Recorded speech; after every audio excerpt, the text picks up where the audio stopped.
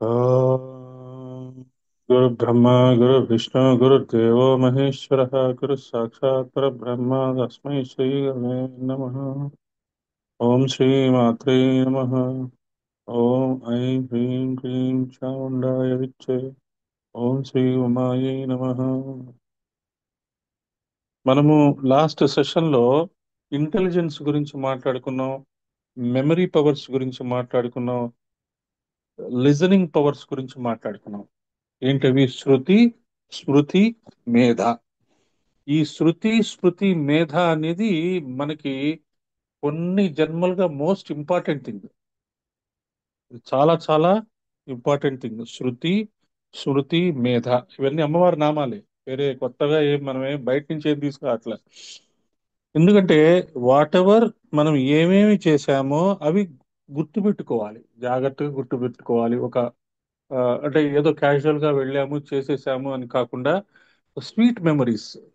మేము ఇలాగా అశ్వమేధ యజ్ఞానికి వెళ్ళాము, 10 మంది కలిసి 15 మంది కలిసి వెళ్ళాము, ఆ చాలా బాగా యజ్ఞం చేసుకున్నాము అనేది it should be impressed on your subconscious mind in a tender way. ఎందుకంటే అది మీకు జన్మ జన్మలుగా గుర్తుండాలి. మనం ఒక అద్భుతమైన మెమరీ పవర్ తో ఒక అద్భుత ఆనందమైన, అంటే ఎగ్జాంపుల్ చెప్తా. ఒక్కొక్కసారి ఏం జరుగుతుందంటే మనం అశ్వమేధకి వెళ్ళొచ్చామండి, చాలా బాగా జరిగింది, మేము మంచి ఎంతో ఆనందంతో వచ్చామంటారు. ఇంకోళ్ళు పక్కన వాళ్ళు ఇంకొకళ్ళు, మేము వెళ్ళామండి, అక్కడ ఇలా జరుగుతున్నాయి, ఇక్కడ ఇలా జరుగుతున్నాయి, మీకు కనపడలేదు మాకు కనపడింది అంటారు. అనగానే ఏమవుతుందంటే మన మెమరీ షేక్ అవుతుంది. అరే రే రే రే, ఇలా జరిగిందా? నేను ఇప్పటివరకు చాలా బాగా జరిగింది అనుకున్నాను, ఇలా ఎందుకు జరిగింది? సో ఏమైంది? మీ మెమరీస్, మీ భావాల్ని సంబడి ఈస్ డిస్ట్రాయింగ్. నీ మీ భావానికి, మీ ఆనందానికి యు ఆర్ ద విట్నెస్. అంతే. ఎవ్వరూ దాన్ని డిస్ట్రాయ్ చేయటానికి లేదు. నా వరకు అప్పుడు మనం ఎలా చెప్పుకోవాలి? ఓహో, మీకు అలా జరిగిందా, మాకు అలా జరగలేదండి, మా వరకు స్వామివారి ఆశీర్వాదంతో, అయ్యో అమ్మవారి ఆశీర్వాదంతో చాలా ఆనందంగా జరిగింది, చాలా హ్యాపీగా జరిగింది అని మనం వాళ్ళని మళ్ళీ ఖండించకుండా. ఎందుకంటే ఎవరి భావాలు వాళ్ళవి, ఎవరి విషయాలు వాళ్ళవి. వాళ్ళు చూసే చూపు అలా ఉంటుంది, మనం చూసే చూపు పవిత్రంగా ఉంటుంది. మనం చేసే ప్రతి పనులు పవిత్రమే అనే భావంతో ఉండాలి, ఎవరు ఎన్ని చెప్పినా సరే. పక్కన వాళ్ళకి ఇబ్బంది కలిగించకుండా ఉన్నంత మటుకు what ever you do, it is divine work. అంతే, యోగమే. అంతే. మీరు భోంచేసినా యోగమే, నిద్రపోయినా యోగమే, స్నానం చేసినా యోగమే. Your act should not be a problem to others. కొంతమంది ఏమంటారు, మనం ఎన్ని మంచి పనులు చేసినా, ఎంత క్యాజువల్ గా చూసినా ఏదో ఒకటి మనకి ఇబ్బంది పెడుతుంటారు. నీ వల్ల ఇలా అయింది, నీ వల్ల ఇలా అయింది అని. వాటిని కూడా అంత ఇంపార్టెన్స్ ఇవ్వకుండా మనం మన పనులు మనం జాగ్రత్తగా చేసుకుంటాం. అందుకని ఈ శృతి, స్మృతి, ఈ మేధ, అనుత్తమ, ఈ ఈ నామాలు మనకి చెప్పారు. ఇవి స్వధ, ఉమ్, ఇవి చాలా ఇంపార్టెంట్. షడానన, మజ్జా సంస్థ, ఇక్కడి నుంచి వచ్చినాయి మనకి. మన శరీరంలో ఫస్ట్ ఏమో ఇంతకుముందు మన శరీరంలో ఉండే భాగాలు, వాటి యొక్క డెవలప్మెంట్, అమ్మవారు 1వ మాసం, 2వ మాసం, 3వ మాసం, 4వ మాసం, మనం ఈ లలితా సహస్రనామంలోనే ఈ 2-3 సెషన్స్ లోనే కొత్త జన్మ తీసుకున్నాం అన్నట్టుగా జరిగింది అనుకోండి. ఎందుకంటే 1వ మాసం నుంచి 9వ మాసం వరకు కావాల్సిన షట్చక్రాల్లో చెప్తూ, ఆహారం చెప్తూ మనల్ని తీసుకొచ్చారు. మనం ఇప్పుడే పుట్టాం, జస్ట్ 2-3 వీక్స్ బ్యాక్ పుట్టాం. పుట్టంగానే ఏం చేశారు అమ్మవారు, మనకి ఏం చేశారు? స్వాహ, స్వాహ గురించి చెప్పారు. ఆ తర్వాత స్వధ గురించి చెప్పారు. స్వాహ అనే దానికి ఏంటంటే యజ్ఞంలో వేస్తాను, స్వధ అనేది పితృ కార్యక్రమాల్లో చేస్తాను. నేను లాస్ట్ వీక్ కూడా చెప్పాను. ఎవరైనా మీ ఇళ్లలో ఎవరైనా పితృ కార్యాలు కనుక చేస్తుంటే, అంటే ఆడవాళ్ళు చేయనియరు, పితృ కార్యాలు చేస్తుంటే మీరు పక్క నుండి వినొచ్చు. అందులో కూడా అద్భుతమైన సీక్రెట్స్ ఉంటాయి. ఆ పితృకార్యాలు కూడా చాలా ఇంపార్టెంటే. పితృకార్యము అదేదో కర్మ, అదంటే తద్దినాలు అవన్నీ మంచివి కాదు అనేది ఎప్పుడూ పెట్టుకోవద్దు. ఎందుకంటే మనము వెళ్ళే వాళ్ళమే, మన తర్వాత పెట్టే వాళ్ళు కూడా ఉంటారో ఉండరో తెలియదు. మనం ఉన్నంత మటుకు అలాంటి వాటిట్లో ఉంటే మనకి చాలా మంచిది. లైఫ్ ఆఫ్టర్ డెత్ చాలా ఇంపార్టెంట్ అండి. మనము లైఫ్ కిషోర్ ఆఫ్టర్ గారు, డెత్. మీరు నన్ను డిస్టర్బ్ చేసిన అనుకోకపోతే ఒక చిన్న విషయం. చెప్పండి. మీరు ఇప్పుడు అన్నట్టు మనకి ఎవరన్నా పెడతారో పెట్టరో అని అన్నారు కదా. ఉమ్, నా క్వశ్చన్ ఏంటంటే ఇక్కడ, ఒకవేళ ఉమ్, అలా పెట్టలేదనుకోండి, ముందు జనరేషన్స్ మనం కూడా చూస్తున్నాం, వాళ్ళ బిలీఫ్స్ వాళ్ళ ఇవి మనం చెప్పి ఉమ్. మార్చగలము అన్నది కొద్ది పర్సెంటే, అది ఎంతమంది మారుతారో కూడా తెలియదు. పెట్టని వాళ్ళ పరిస్థితి ఏమిటి అంటే, ఆ సోల్స్ అలాగే ఇవ్వవుతాయా ఏమిటి అసలు? దానికే దానికే మనం యజ్ఞాలు చేస్తున్నాం. అలాంటి వాటికే యజ్ఞాలు చేస్తున్నాం. కరోనా తర్వాత కొన్ని లక్షల మంది ఈ కొ- ఈ ఈ తర్వాత ఈ కార్యక్రమాలు చెయ్యని వాళ్ళకి వీళ్ళందరికీ ఆ, చాలా మంది పండితులు వాళ్ళు ఆ, వాళ్ళకి కర్మకాండలు చేసి పెట్టారు. ఇప్పుడు అదొక మహాలయ పితృపక్షాల్లో సామూహికంగా జరుగుతున్నాయి. సామూహికంగా వీళ్ళందరికీ జరుగుతున్నాయి. అందులో మానవాళిలో ఉన్న వాళ్ళందరికీ కూడా మేము పితృకార్యాలు చేస్తున్నామని చెప్పి గాయత్రి పరివార్ వాళ్ళు మగ ఆడ సంబంధం లేకుండా అందరి చేత చేయిస్తున్నారు. మీరు చూసుంటారో చూసుంటారో కానీ చూశానండి, కర్మకాండ గాయత్రి పరివార్ది ఆ, విన్నాను విన్నాను. విన్నారు. కర్మకాండ భాస్కర్ లో చాలా క్లియర్ గా ఉన్నది. అమావాస్య రోజు నేను దగ్గరుండి హైదరాబాద్ లో చాలా మంది చేత చేయించాను నేను. అప్పటికి ఆవిడ అంటే ఆ, ఒక చోట యజ్ఞం జరుగుతూ ఉంటుంది రెగ్యులర్ గా, అక్కడికి వెళ్తుండేవాడిని. ఆవిడ కూడా కొంచెం అనుమానంగా అనిపించింది. ఎందుకంటే తరతరాలుగా మన బుర్రల్లో ఉండిపోయిన ఈ ఆలోచనలు తీయడం అంత కష్టం కాదు. ఆవిడ వచ్చి కూర్చొని మమ్మల్ని పిలిచి, నన్ను ఇంకొక నలుగురు ఐదుగురు పిలిపించి మా చేత చేయించేది ఆవిడ. నేను ఆవిడకి కూడా చాలా క్లియర్ గా చెప్పేవాడిని, అమ్మా మీరైనా చేయొచ్చు, మాకు అవకాశం ఇచ్చారు, చాలా సంతోషం. అలా కర్మకాండ భాస్కర్ లో ఈ ఆ, పితృదేవతలకి తర్వాత మృతాత్మలకి వీళ్ళకి పెట్టే కార్యక్రమం ఒకటి ఉన్నది. దాన్ని స్టడీ చెయ్యొచ్చు. అమావాస్యకి తర్పణాలు వదలవచ్చు. మగ ఆడ ఏమీ సంబంధం లేదు. మరి ఇన్ని కోట్ల మందికి ఎవరు వదులుతున్నారు మనకి అనవసరం. మన మన యొక్క అవకాశం, మనకి ఇవ్వబడిన అవకాశం మనం చేసుకుంటూ ఉంటే ఎవరో ఒకళ్ళు వస్తారు, ఎవరో ఒకళ్ళు చేస్తారు, ఖచ్చితంగా చేస్తారు. లేదు దానికి కూడా మీరు మంత్ర జపం అనేది కనుక చేసుకుంటే, ఏదైనా ఏ మంత్రం, గాయత్రి మంత్రం కనుక మీరు లక్షల లక్షల మంత్ర జపం చేసుకుంటూ ఉంటే మొత్తము మన యొక్క లైఫ్ ఆఫ్టర్ డెత్ అంతా అడ్జస్ట్ చేసేస్తుంది అమ్మవారు. ఎవరో ఒకళ్ళు చేసేవాళ్ళు చేయించేవాళ్ళు ఎక్కడో ఎవరైనా చేసినది మన ఆత్మకి అందేటట్టుగాను ఇదంతా అంటే మనకి చాలా క్లియర్ గా చెప్తారు. శ్రీరామ శర్మ ఆచార్య గారు కానీ మాస్టర్ గాని చాలా క్లియర్ గా చెప్పారు ఏంటంటే, జీన్స్ జీన్స్ ని కూడా మార్చేయగలదు గాయత్రి మంత్రము అని అంటారు. మరి జీన్స్ మార్చడము అంటే మనలో హెరిడిటరీగా వచ్చే డిసీజెస్ కూడా మార్చగలదు. ఆ మార్చగలదు అని చెప్తున్నారు. అంటే వీటన్నిటికీ మళ్ళీ ఏంటి, ఈ పితృకార్యాలు. అంటే మనం ఎలా చెప్పబడింది మనకి, పితృకార్యాలు చేస్తే ఆ శరీరం వదిలిన మన పితృదేవతలకి ఆహారం అందుతుంది అని. అంటే మన శరీరం వదిలిన తర్వాత మనకి ఆహారం అందకపోతే ఇవన్నీ మన యొక్క కర్మలన్నీ క్లీన్ కాకపోతే ఇబ్బంది అవుతుంది అనే ఉద్దేశంతో గాయత్రి మంత్రాన్ని లక్షలు లక్షలు లక్షలు లక్షలు లాస్ట్ సెకండ్ వరకు చేసుకోండి, ఆఖరి శ్వాస వరకు చేసుకోండి అని చెప్తూ వచ్చారు. కాబట్టి వీటన్నిటికీ ఉన్నది. మరి క్రిస్టియన్స్ కి ముస్లిమ్స్ కి మరి పితృకార్యాలు లేవు కదండి, వాళ్ళ ఆ శాస్త్రాల్లో లేవు కదండి అని అంటే దానికి కూడా ఒక లాజిక్ చెప్తారు. క్రిస్టియన్స్ ముస్లిమ్స్ అనే కాకుండా అసలు కర్మ సిద్ధాంతము, పునర్జన్మ నమ్మని వాళ్ళందరూ హిందువులు కారు అని చెప్తారు. కర్మ సిద్ధాంతము పునర్జన్మ ప్రపంచానికి ఇచ్చింది హిందూ ధర్మమే, భారతీయ తత్వమే, మన సనాతన విజ్ఞానమే. మళ్ళీ ఆత్మ అనేది ఉన్నది, అది మళ్ళీ మళ్ళీ శరీరం మళ్ళీ మళ్ళీ జన్మలు తీసుకుంటూ ఉంటుంది. మనం చేసిన అన్ని మిస్టేక్స్, నేను పాపాలు కూడా అని చెప్పాను, మిస్టేక్స్ అన్ని క్లీన్ చేసుకుంటూ ఒక స్టేజ్కి వచ్చేసిన తర్వాత you will come out of all these bondages. మన మన యొక్క రుణాలన్నీ విముక్తి అయిపోతాం. రుణాలన్నీ విముక్తి అయిపోయిన తర్వాత ఇక మిగిలేది ఇంకా డివైన్ వర్కే. అప్పటికి కూడా మీకు ఫ్రీడమ్ ఆఫ్ విల్ ఉంటుంది. మీరు మళ్ళీ మళ్ళీ జన్మలు తీసుకొని మిగతా వాళ్ళందరికీ హెల్పింగ్ గా ఉంటారా, లేదు మీరు కాస్మాస్ లో ఉండి తపస్సు చేసుకొని మళ్ళీ అవకాశం మేము చెప్పినప్పుడు మీరు జన్మ తీసుకుంటారా అనేది మనకి మన పితృదేవతలు పరమ గురువులు మనకి ఇచ్చే ఆప్షన్స్ ఉంటాయి. కాబట్టి ఈ పితృకార్యాలు, మరి పితృకార్యాలు చేసే వాళ్ళకి మీరు డొనేషన్స్ ఇచ్చినా పర్వాలేదు. ఇప్పుడు చాలా మంది తల్లిదండ్రులకి ఇద్దరు ఆడపిల్లలు ఉంటారు. ఆ ఇద్దరు ఆడపిల్లలు తల్లిదండ్రులు వెళ్ళిపోయిన తర్వాత వాళ్ళు చేసే అవకాశం ఉండదు. వాళ్ళు ఏం చేస్తున్నారు? ఆ ఎవరో బ్రాహ్మణ్స్ కి కొంత డబ్బు ఇచ్చి, మోయిని ఇచ్చి కార్యక్రమాలు చేయండి అని చెప్తున్నారు. కానీ ఇదంతా ఈ బ్రాహ్మణికల్ క్యాస్ట్ లోనే వస్తుంది. ఇతర క్యాస్ట్ లో అంత సీరియస్నెస్ ఉండదు. అలానే అది వాళ్ళ తప్పు, మనం రైటు, బ్రాహ్మిన్స్ రైటు అని కాదు.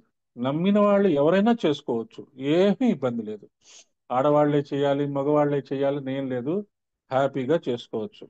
అది విషయం. ఓకే. సో ఇక్కడ మనం ఏం చెప్తున్నాము? స్వాహ స్వధ. స్వధ అనేది పితృదేవతలకి ఇచ్చినప్పుడు స్వధా. Thank you. సో ఇంత మటుకు మనకి ఒక క్లారిటీ వచ్చిందని అనుకుంటున్నాను. మనకి దేనికైనా సరే మనకి మంత్ర జపము, ఆ, కార్యక్రమాలు, లేదు ఈ పితృకార్యాలకు చేసే వాళ్ళకి కొంత డొనేషన్స్ ఇవ్వటము, ఇలాంటివి మనం కాన్షియస్ గా కనుక చేసుకుంటూ ఉంటే ఖచ్చితంగా మనకి లైఫ్ ఆఫ్టర్ డెత్ బ్యూటిఫుల్ గా ఉంటుంది. రాబోయే జన్మలో మనం ఇప్పటి నుంచే మనం కావాల్సినట్టుగా మనం బీజాలు వేసుకోవచ్చు. ఇక్కడ వరకు మనకి క్లారిటీ వచ్చేసింది అనుకుంటున్నాను. ముందుకు వెళ్ళిపోదాం. మతిహి స్వాహ స్వదా, తర్వాత మతిహి మనకి బుద్ధి. మనం లాస్ట్ టైం కూడా చెప్పుకున్నాము. ఆ యానిమల్స్ లో బుద్ధి ఉండదు, ఇంటెలిజెన్స్ ఉండదు. మన మనుషుల్లోనే ఇంటెలిజెన్స్ ఉంది. ఈ రైటా రాంగా అనేది యానిమల్స్ కి ఏముంటుంది? ఫుడ్, రీప్రొడక్షన్, ఎక్స్క్రీషన్, ఈ మూడే పని చేస్తుంటాయి. ఇంకా మాట్లాడితే సెల్ఫ్ డిఫెన్స్ ఉంటుంది అంతే. ఇంకా మిగతా మనకే అన్ని రకాల మన డబ్బు సంపాదించుకోవాలి, భగవంతుడికి చేరాలి, తర్వాత ఇళ్ళు కట్టుకోవాలి, ఆ, అమెరికా వెళ్ళాలి, ప్రయాగ వెళ్ళాలి, కుంభమేళా వెళ్ళాలి, ఇలాంటి రకరకాలైన మంచి పనులకి వీటికి ఆ, ఆ, జ- ఆలోచనలు జనరేట్ చేసే ఒక బ్యూటిఫుల్ ఆర్గన్ ఉంది మనకి. అది మనస్సు అంటాం. ఆ మనస్సు ఆ మనస్సు నుంచి వచ్చే ఆలోచనల్ని బ్రెయిన్ తీసుకొని యాక్షన్ లో పెడుతుంటుంది. అది మనకి మతిహి అనే ఆ, శ్లో మతిహి అనే పదంలో చెప్పి ఉన్నారు. మేధ మరి మనకి మనస్సు ఇచ్చారు, కానీ ఇంటెలిజెన్స్ ఎట్లా ఇస్తారు? ఇంటెలిజెన్స్ అనేది మనకి మనంతట మనం తయారు చేసుకోవడమే. బుద్ధి అనేది మనంతట మనం ఆ గురువు గారు ఏం చెప్తారు అంటే సుప్రామెంటల్ కాన్షియస్నెస్ అంటారు. ఋష ఋషి ప్రజ్ఞ అంటారు. ఆ దేవర్షి యొక్క ప్రజ్ఞ అంటారు. ప్రజ్ఞావతార అంటారు గురువు గారిని. ఆ ప్రజ్ఞావతార దిగటం అనేది మనకి మనమే. ఎలాగైతే మనము చిన్నప్పటి నుంచి పిల్లలకి చెస్ నేర్పిస్తే వాళ్ళ ఐక్యూ పెరుగుతుంది, బ్రెయిన్ గెయిన్ గేమ్స్ చేస్తే వాళ్ళ ఇంటెలిజెన్స్ పెరుగుతుంది, స్పోర్ట్స్ లోకి వాళ్ళని వెళ్తే వాళ్ళ ఫిజికల్ ఎబిలిటీ, వాళ్ళ యొక్క స్ట్రెంగ్త్ పెరుగుతుంది అని మనం విశ్వసించి మన పిల్లల్ని ఎంకరేజ్ చేస్తామో, ఇప్పటికీ మనము ఆరోగ్యం కోసం వాకింగ్ చేస్తూ ఉంటాము, కొన్ని ఏరోబిక్ ఎక్సర్సైజెస్ చేస్తుంటాము, ఏ వయసులో వారైనా చేస్తుంటాము. శరీరానికి తగిన శ్రమ ఇస్తే శరీరం బాగా యాక్టివ్ గా ఉంటుంది. అలాగే బ్రెయిన్ కి కూడా తగిన శ్రమ ఇస్తే బ్రెయిన్ కూడా యాక్టివ్ గా ఉంటుంది. అలాగే మనస్సుకి, మన యొక్క ఆధ్యాత్మికత జీవితానికి కూడా ఎక్సర్సైజెస్ ఉంటాయి. దాన్నే మంత్ర జపము, ధ్యానము, జపము, ఆ తర్వాత ఆ, ఉపవాసము, ఆ తర్వాత ఈ శ్లోకాలు వీటన్నిటిని చదవటం అంటాం. ఇవన్నీ కూడా మనకి ఋషులు ఇచ్చిన అద్భుతమైన techniques for for development of our intellect, intelligence. దీని తర్వాత వచ్చేది ఇంట్యూయిషన్. దీని తర్వాత వచ్చేది ఇంట్యూయిషన్. ఇంట్యూయిషన్ అంటే మనకు ఒక భావన కలగటం. అప్పటి వరకు మన ఆలోచన పరంపర ఇలా ఉంటుంది, సడన్ గా ఒక కొత్త ఆలోచన దిగుతుంది. ఎక్కడి నుంచి వచ్చింది ఈ ఆలోచన అంటే మనకి తెలియదు. ఆ ఇంట్యూషన్ ని కొంచెం మనం బాగా ఈ సాధనలో గనక ఇంకా చేసుకుంటే ఇక డివైన్ మెసేజెస్ వస్తాయి. పైనుంచి వచ్చే మెసేజెస్ వస్తాయి. ఏమని వస్తాయి? కొంతమందికి ఆహా నువ్వు కారణ జన్ముడివి, ఆహా నువ్వు గొప్పవాడివి, నీకు అన్నీ తెలుసు, అది ఇది అని చెప్తారు. కానీ గురువు గారు, మాస్టారు రామకృష్ణ పరమహంస ఇలాంటి డివైన్ మెసేజెస్ ని డిస్కరేజ్ చేశారు అరవిందుల వారు. డివైన్ మెసేజెస్ ఏదైనా వస్తే either that should be helpful for your self development or helping others. దాన్ని మనము ఆ, ఏంటి హయ్యర్ ప్లేన్స్ నుంచి వచ్చే ఆ, మన ఆలోచనలు, మెసేజెస్ అని రిసీవ్ చేసుకోవడానికి మనం ఎప్పుడు మన యాంటీనా ఓపెన్ గా ఉండాలి అని చెప్తూ ఉంటారు గురువు గారికి. ఆ మన సర్వేశ్వరానందజీ ఆ, ఆయన కనపడటం గాని, అరవిందుల వారికి ఆ సుప్రామెంటల్ డిసెంట్ జరిగి కృష్ణావతారం దిగింది అని తెలియటం గాని, ఇవన్నీ అదర్ ప్లేన్స్ లోంచి పరమ గురువులు మనకి ఆ, ఒకే రకమైన అద్భుతమైన శక్తి ధారల్ని రిలీజ్ చేస్తారు. ఆ రిలీజ్ చేసినప్పుడు ఏం జరుగుతుంది? ఒక స్పిరిచువలిస్ట్ వాటిని ఇన్స్పిరేషన్ గా తీసుకొని తన జీవితాన్ని మార్చుకుంటాడు, తన చుట్టుపక్కల ఉన్న జీవితాల్ని మారుస్తాడు. సైంటిస్ట్ అది ఇన్స్పిరేషన్ గా తీసుకొని కొత్త రకమైన ఇన్వెన్షన్స్, డిస్కవరీస్ చేస్తారు. పొలిటీషియన్స్ అదొక ఇన్స్పిరేషన్ తీసుకొని వాళ్ళ దేశాలకి సేవ చేస్తారు, ప్రజలకి సేవ చేస్తారు. అలాగే రైటర్స్, ఆథర్స్ వాళ్ళు కూడా ఎఫెక్ట్ అవుతారు.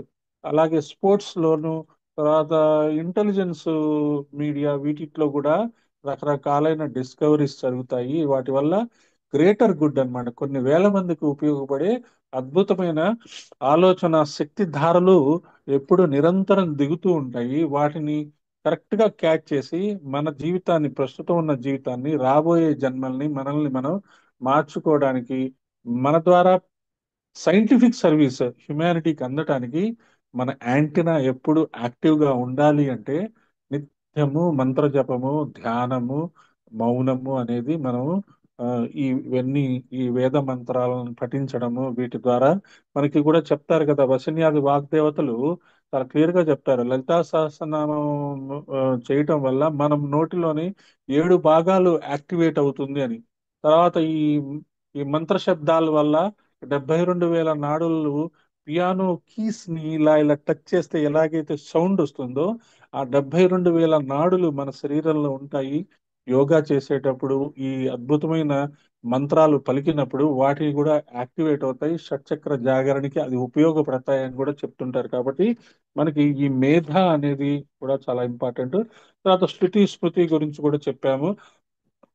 ఏవైతే మనం వింటున్నామో, ఏవైతే మన మెమరీ పవర్లు ఉన్నాయో వాటిని రెగ్యులర్ గా మెమరైజ్ చేసుకుంటూ మనం ముందుకు వెళ్తూ ఉండాలి. ఇలా చేస్తే అనుత్తమ, శ్రీ అనుత్తమాయ నమః అనే ఒక ఉత్తమమైన వస్తువు మనకి దొరుకుతుందిట. అది చెప్తున్నారు. తర్వాత పుణ్యకీర్తి, పుణ్యలభ్య, పుణ్యశ్రవణ కీర్తన, పులోమజార్చిత బంధమోచిని, బంధురాలక, బర్బరాలక అని కూడా చెప్పారు. పవిత్రమైన కీర్తి కలది ఈవిడికి. పవిత్రమైన కీర్తి, అమ్మవారి లీలలు గాని, మహిమ గాని, వైభవం అన్నీ కలిపితే కీర్తి. అది పవిత్రమైన చరిత్ర, పవిత్రమైన నామము, పవిత్రమైన రూపము. ఒక్క మాటలో చెప్పాలి అంటే అమ్మవారు పుణ్యకీర్తి అని చెప్తారు. ఆ భక్తుల్ని కూడా ఆ స్థితికి తీసుకెళ్ళగలదు. అమ్మవారిపై ప్రీతి కలగాలంటే అనేక జన్మల పుణ్యం ఉండాలి. కోటి జన్మార్జితై పుణ్యై భవే భక్తి ప్రజాయతే అని భారతంలో కృష్ణుడు అర్జునుడితో చెప్తాడు. అనేక కోట్ల జన్మల్లో చేసిన పుణ్యం ఉంటేనే పరమేశ్వరునిపై భక్తి కలుగుతుంది. ఇప్పుడు ఫర్ ఎగ్జాంపుల్, మన భారతదేశంలో 150 కోట్ల మంది ఉన్నారు. ఎంతమంది వాళ్ళ దేశాన్ని ప్రేమిస్తారు? కష్టమే.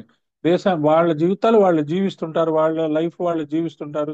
దేశాన్ని మనము ప్రేమించాలి, దేశం మీద మనకి ప్రేమ ఉండాలి. మనము సమాజం మనకి కొంత ఇస్తోంది, మనం తిరిగి సమాజానికి కొంత ఇవ్వాలి అనే సేవా దృక్పథంతో చాలా తక్కువ మంది ఉంటారు. ఎందుకు ఉంటారు అంటే ఎందుకు ఉండరు అంటే వాళ్ళ స్వార్థం వాళ్ళది. ఎంతసేపు నేను నేను నేను నేను అనే స్వార్థంతో పనిచేసే వాళ్ళని ఎవరు ఏం చేయలేరు. నిస్వార్థంగా ఉన్న వాళ్ళు ఏం చేస్తారు? ఉమ్, తను బాగుపడాలి, నా ఫ్యామిలీ బాగుపడాలి, నా రాబోయే పిల్లలు బాగుపడాలి, నా తర్వాత పిల్లలు జనరేషన్స్ కూడా నేను ఆ, మంచి ప్రాపర్టీ అని కానీ, మంచి వీలునామా అని కానీ, మంచి జీన్స్ కానీ, మంచి క్యారెక్టర్స్ ని కూడా నేను ఇవ్వడానికి నేను ప్రయత్నం చేయాలి అనే ధ్యాసతో మనం భక్తి భావంతో ఉంటాం. భక్తి అంటే మూఢంగా ఏదో దేవుళ్ళకి టెంపుల్స్ కి వెళ్ళిపోయి టెంకాయలు కొట్టేసి పూజలు చేయటమే కాదు. భక్తి, భావన, పుణ్యము, వీటన్నిటికీ ఏంటంటే you should B a right human citizen. You should maintain a right human relations. Impossible. Right human అందరినీ మనము ఆ, శబాష్ అనిపించుకోలేము. అందరికీ మనం చేయలేము. మన ప్రయత్నం, మనం ఎఫర్ట్ అనేది మన ఇళ్లలోనే మనం చేసే పనులు ఇష్టం లేని వాళ్ళు కూడా ఉంటారు. వాళ్ళు కలిగించకుండా ఉండడానికి ప్రయత్నం చేస్తాము. కానీ ఆ, మనము మనం చేసేది గ్రేటర్ గుడ్ కోసము. ఈ ఒక యజ్ఞం అనేది కొన్ని వందల మందికి ఉపయోగపడుతుంది కాబట్టి అలాంటి విషయాల్లో మనం స్ట్రైట్ గా వెళ్ళిపోవడంలో తప్పు లేదు. కాకపోతే ఫ్రిక్షన్ లేకుండా మంచిగా ముందుకు వెళ్తూ ఉంటే బాగుంటుంది. పుణ్యలభ్య, శ్రీ పుణ్యలభ్యాయ నమః. ఎన్నో జన్మల పుణ్యాలు కలిస్తే ఈ జన్మలో భగవంతునిపై కాస్త భక్తి ఏర్పడుతుంది. దాన్ని పెంపొందించుకొని ఈ జన్మలోనే ముక్తి పొందవచ్చు. అది కాసింతైనా ఉంటే తర్వాత జన్మలకైనా పనికి వస్తుంది. మొత్తానికి అనేక జన్మల పుణ్యం ఉంటే గాని అమ్మ దొరకదు. కాబట్టి ఈ సెంటెన్స్ చూడండి, మొత్తానికి అనేక జన్మల పుణ్యం ఉంటే గాని అమ్మ దొరకదు. ఇక్కడ మనం చాలా మంది ఎలా అనుకుంటారంటే, అమ్మ ఇంకా ఎన్ని జన్మలు ఉన్నాయో, ఎంత పుణ్యం చేయాలో అమ్మని పట్టుకోవాలంటే అని. ఇప్పుడు ప్రజెంట్ సిచ్యువేషన్స్, ద ఇటర్నల్ నవ్వు ఏంటి, మన అమ్మవారి మీద ఆల్రెడీ మనకి కొంత ప్రేమ ఉంది కాబట్టి లలితా సహస్రనామం కొన్ని రోజులుగా కొన్ని సంవత్సరాలుగా చేస్తూ అసలు లలితా సహస్రనామం యొక్క అర్థం ఏంటో తెలుసుకోవాలని చెప్పి మనం కూర్చున్నాం. అలా అర్థం అర్థం తెలుసుకోవాలని కూర్చునేవాడు చాలా తక్కువ మంది ఈ రోజు. నేను నాకు తెలిసి కనీసము ఒక 100 to 150 లలితా సహస్రనామం గ్రూప్స్ తెలుసు. అంటే నేను ఆ గ్రూప్స్ లో మెంబర్స్ ని కాదు, కానీ చెప్తుంటారు మాకు అక్కడ గ్రూప్స్ ఉన్నాయి, ఇక్కడ గ్రూప్స్ ఉన్నాయి, ఇక్కడ గ్రూప్స్ ఉన్నాయి, అక్కడ చేస్తున్నాం, ఇక్కడ చేస్తున్నాం, ఇక్కడ చేస్తున్నాం అని. కానీ nobody is attempting to know అదే నామం వైజ్ అర్థం తెలుసుకోవాలని ఎవరు ప్రయత్నం చెయ్యట్లేదు. అంటే వాళ్ళు ఏదో తప్పు చేస్తున్నారని కాదు, వాళ్ళు నెక్స్ట్ స్టెప్ తెలియాలి. ఆ నెక్స్ట్ తర్వాత ఏం జరుగుతుందో అనేది తెలియాలి. అలా ఉండేవాళ్ళు చాలా తక్కువ మంది. అలాంటి వాళ్ళలో మనం ఉన్నాము. అంత మటుకు అమ్మవారి యొక్క బ్లెస్సింగే, దిస్ ఈస్ ప్యూర్లీ అమ్మవారి బ్లెస్సింగే. మనం కూడా ఎన్నో జన్మలుగా ఈ ఈ ఈ రకమైన ఆలోచన దృక్పథం, ఈ రకమైన లైఫ్ స్టైల్ మనకి కావాలి అని అమ్మవారిని కోరుకున్నాం కాబట్టి, అమ్మవారు మనకి స్పెషల్ బ్లెస్సింగ్స్ ఉన్నాయి కాబట్టి మనం ఇంత డీటెయిల్ గా గుర్తు చేసుకుంటున్నాం. ఎవరికి చివరి జన్మయో వారికే శ్రీ విద్య లభిస్తుంది. శ్రీ విద్య అన్న లలితా విద్య అన్న ఒకటే. కాబట్టి ఆ వచ్చిన శ్రీ విద్యని సద్వినియోగపరచుకోవాలి. మన దగ్గర స్మార్ట్ ఫోన్ ఉంది, మన దగ్గర ల్యాప్టాప్ ఉంది, దాన్ని కరెక్ట్ గా ఉపయోగించుకోవాలి. కరెక్ట్ గా ఉపయోగించుకుంటే ఆ, చా అది దాని యొక్క దాని వలన వచ్చే నెగటివ్ మనకి ఆ, మనకి తగలవన్నమాట. భక్తితో ప్రేమతో అమ్మ అనుగ్రహం కోసం చేసుకోగలిగితే అదే చివరి జన్మ. అందుకే పుణ్యలభ్య అన్నారు. అందుకనే పుణ్యము మనకి ఇచ్చేది కాబట్టే పుణ్యలభ్య, శ్రీ పుణ్యలభ్యాయ నమః అని చెప్పింది. ఎందుకంటే ఖచ్చితంగా మనకి ఈ జన్మ ఇది లాస్ట్ జన్మ అనేటట్టుగానే మనకి ఇది నేర్చుకుంటున్నాము అనే అద్భుతమైన భావనతో కనుక మనం ఈ లలితా సహస్రనామాన్ని అర్థం చేసుకోవడానికి ఉపయోగించుకుంటే మనకి ఎంతో మేలు. సద్భావనలు మనకి మంచిదే అనేది మనం అర్థం చేసుకోవాలి. శంకరులు అమ్మవారిని ఆరాధిస్తూ అతస్త్వాం ఆరాధ్యాం హరిహర విరించాది భిరపి ప్రణంతుం స్తోత్రం వా కథమకృత పుణ్య ప్రభవతి. ఓ తల్లి, హరిహర బ్రహ్మాదులచే పూజింపబడుతున్న నిన్ను నమస్కరించాలన్నా స్తుతించాలన్నా పుణ్యాలు లేనివాడు ఏం చేయగలడు? మనకి పుణ్యం ఉంది కాబట్టే మనం ఇది చేస్తున్నాం. లేనివాడు ఏం చేస్తాడు? ఏం చేయలేడు. మంచి వారలకే సమకరు మలప్ప, మంచి వారికే దొరుకుతుంది అని చెప్పారు అమ్మవారు. మంచి వారికే దొరుకుతుంది కాబట్టి మనకి మనందరం మంచి వాళ్ళమే కనుక అమ్మవారు దొరికింది. కానీ ఆ మంచితనాన్ని మనము ఆ, రాబోయే జన్మలు కూడా మనము అలవాటు ఉండేటట్టుగా చేసుకోవాలి. అంటే ఆ భావన అద్భుతం. మొదట్లోనే చెప్పుకున్నా, మంచి భావనతో మనం స్వీకరించాలి. పవిత్రమైన పనులు చేస్తుంటే దేవి అనుగ్రహం లభిస్తుంది. ఆ పవిత్రమైన పని ఏంటి తర్వాత నామంలో చెప్తున్నారు. ఇప్పుడు మనము మనం ఒక సిటీలో ఉంటున్నాము. మంచి పనులు చేస్తే అందరూ గుర్తిస్తారు. అందరూ గుర్తించిన తర్వాత మంచి పనులు చేయడం ఆపేస్తారు చాలా మంది. గుర్తించిన తర్వాత ఇంకా రెస్పాన్సిబిలిటీ పెరుగుతుంది. అది అర్థం చేసుకోండి. ఆ రెస్పాన్సిబిలిటీతోనే మనం ఇంకా ఇంకా ఇంకా మంచి పనులు చేయడం ప్రయత్నం చేయాలి. పుణ్యశ్రవణ కీర్తన, శ్రీ పుణ్యశ్రవణ కీర్తనాయే నమః. కీర్తనం అంటే పొగడుట, కీర్తి అంటే పొగడదగిన ఆ, గుణము. ఎవరి గురించి వింటే, ఎవరిని పొగిడితే పుణ్యులు అవుతామో వారిని పుణ్యశ్రవణ కీర్తన అనాలి.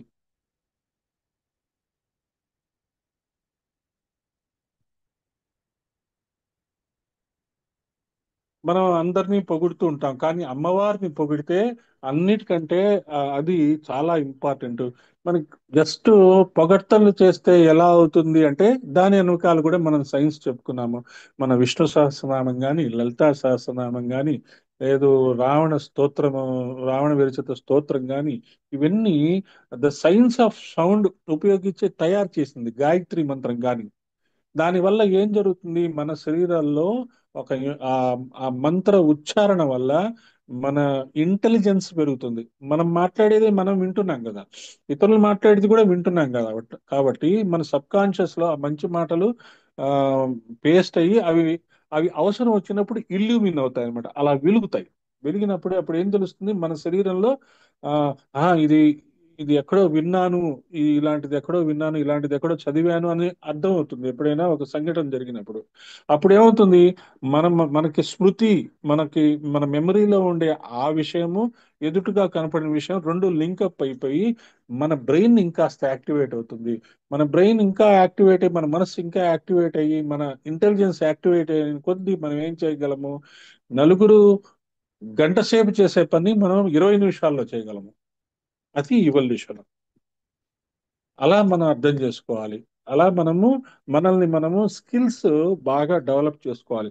పుణ్యకు పుణ్యకీర్తి, పుణ్యలభ్య, పుణ్యశ్రవణ కీర్తన ఇవి సాధనాపరమైన నామాలు. ఇది వరకు శిష్టపూజిత మొదలైన అనేక నామాల వద్ద సూచనలు చెప్పడమైంది. ఆ విధంగా పుణ్యలభ్య, భక్తి గమ్య, ధ్యాన గమ్య ఇలాంటివన్నీ ఒక దగ్గర తెచ్చుకుంటే అమ్మవారి అనుగ్రహం పొందాలంటే సాధన ఏం చేయాలో తెలుస్తుంది. సాధనా శాస్త్రం కూడా లలితా సహస్రనామ స్తోత్రమే. మనకి లలితా సహస్రనామంలోనే కాసేపు స్టోరీస్ చెప్పాడు, కాసేపు సాధనలు చెప్పాడు, కాసేపు మన బర్త్, మనం పుట్టేటప్పుడు ఎలా ఎలా చెప్తున్నామో కెమిస్ట్రీ గురించి డిస్కస్ చేశారు.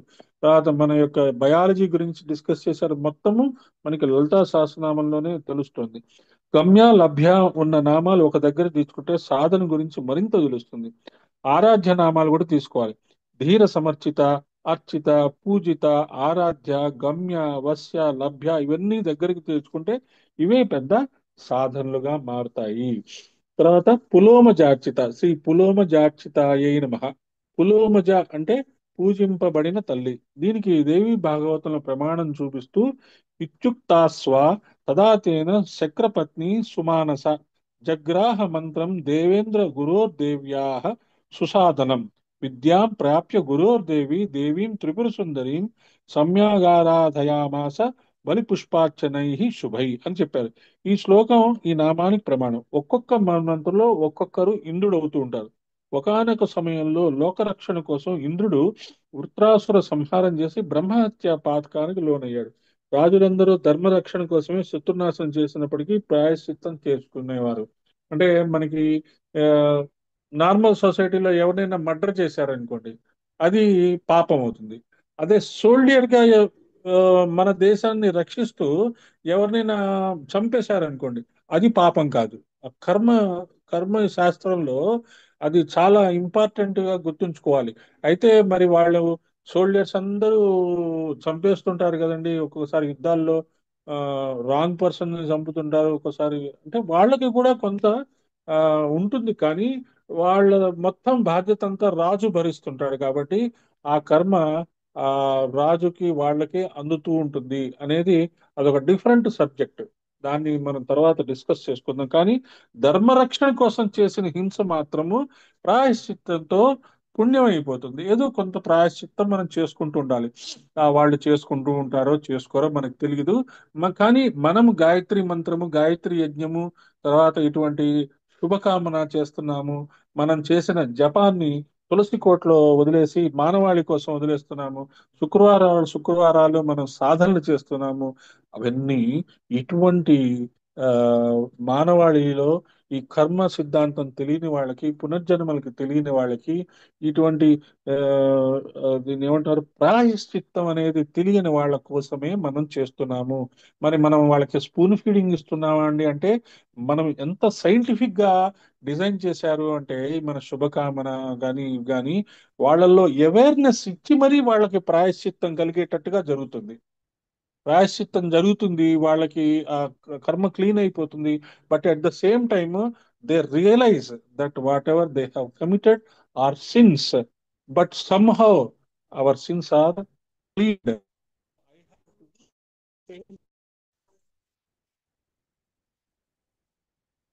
So I have to maintain that purity అనేది వాళ్ళల్లో అది అది కలిగేటట్టు చేసే ఆ, కార్యక్రమాలు మనకి గురువు గారు ఇచ్చారు. గాయత్రి యజ్ఞం గాని, గాయత్రి మంత్రం గాని, ఈ పౌర్ణమి ధ్యానాలు గాని, ఇలాంటివన్నీ చేస్తే it will clean the other people's karmas and at the same time give them a perfect awareness. అలాంటి భావనలతో మనం చేయడం చాలా ఇంపార్టెంట్.